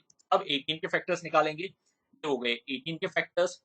अब हम दोनों के क्या करते हैं, फैक्टर्स को एक लाइन में लिख लेते हैं। लाइन में क्यों लिख रहे हैं, ताकि हम लोग इनके कॉमन जो है ऐसे ऊपर नीचे कंपेयर कर सके, उसको जो है इक्वल है कि नहीं है देख पाए। चलो अब इनमें कॉमन कौन से है, देखो 1 दोनों में है, 2 दोनों में है, 3 दोनों में है और 6 भी दोनों में है। देखो यहाँ पर ये नहीं पूछा है हाईएस्ट कॉमन फैक्टर, तो यहाँ पर कोई 6 लिख के आना है नहीं, हमें सिर्फ पूछा है कॉमन फैक्टर्स बताओ। तो कॉमन फैक्टर्स कौन कौन से है, 1 2 3 and 6. Next question. Fill in the blanks. Every prime number has dash factors. Prime numbers के कितने factors होते हैं, आपको पता हो तो आप चैट बॉक्स में इसका आंसर मुझे दे सकते हैं। Every prime number has two factors. One is neither prime number nor composite number। देखो अब यहाँ पर कंफ्यूजन होती है कि 1 को कौन सा नंबर कहा जाता है, ना तो वो प्राइम होता है ना कंपोजिट नंबर होता है। प्राइम क्यों नहीं होता है? क्योंकि प्राइम का डेफिनेशन क्या होता है? A number is having only two factor is called prime number, यानी दो फैक्टर वाले नंबर को हम लोग प्राइम कहते हैं। कंपोजिट किसको कहेंगे? जिसके दो से ज्यादा फैक्टर है। अब 1 एक ऐसा नंबर है जिसका फैक्टर एक ही होता है, वो खुद ही होता है, तो उसको स्पेशल नंबर के तौर पर ट्रीट किया जाता है। Next, two consecutive prime numbers are. Consecutive का मतलब क्या होता है? एक के बाद एक। तो यहाँ पर सिर्फ हमारे पास ऐसे दो ही नंबर्स है जो कंसेक्यूटिव है, 2 और 3। क्योंकि इसके आगे अगर प्राइम नंबर लेते हैं, जैसे 5 है, 7 है, 11 है, तो ये इसमें से कोई कंसेक्यूटिव है नहीं। सब क्या है, दो दो नंबर या तीन तीन नंबर स्किप करके आगे बढ़ते हैं। सो 2 और 3 are the only two consecutive prime numbers. Next question 2, do as directed. Write all the factors of 18। 18 जिसके टेबल में आता है वो सारे नंबर्स हमें लिखने हैं। 1 18 जा 18, 2 9 जा 18, 3 6 जा 18, 6 3 जा 18, 9 2 जा 18 और 18 1 जा 18। इन सबके टेबल में 18 आता है। Now right the prime numbers between 18 and 23, यानी 18 और 23 के बीच में ऐसे नंबर्स लिखने हैं जिसके फैक्टर सिर्फ दो हो। दो में भी कौन कौन से होंगे?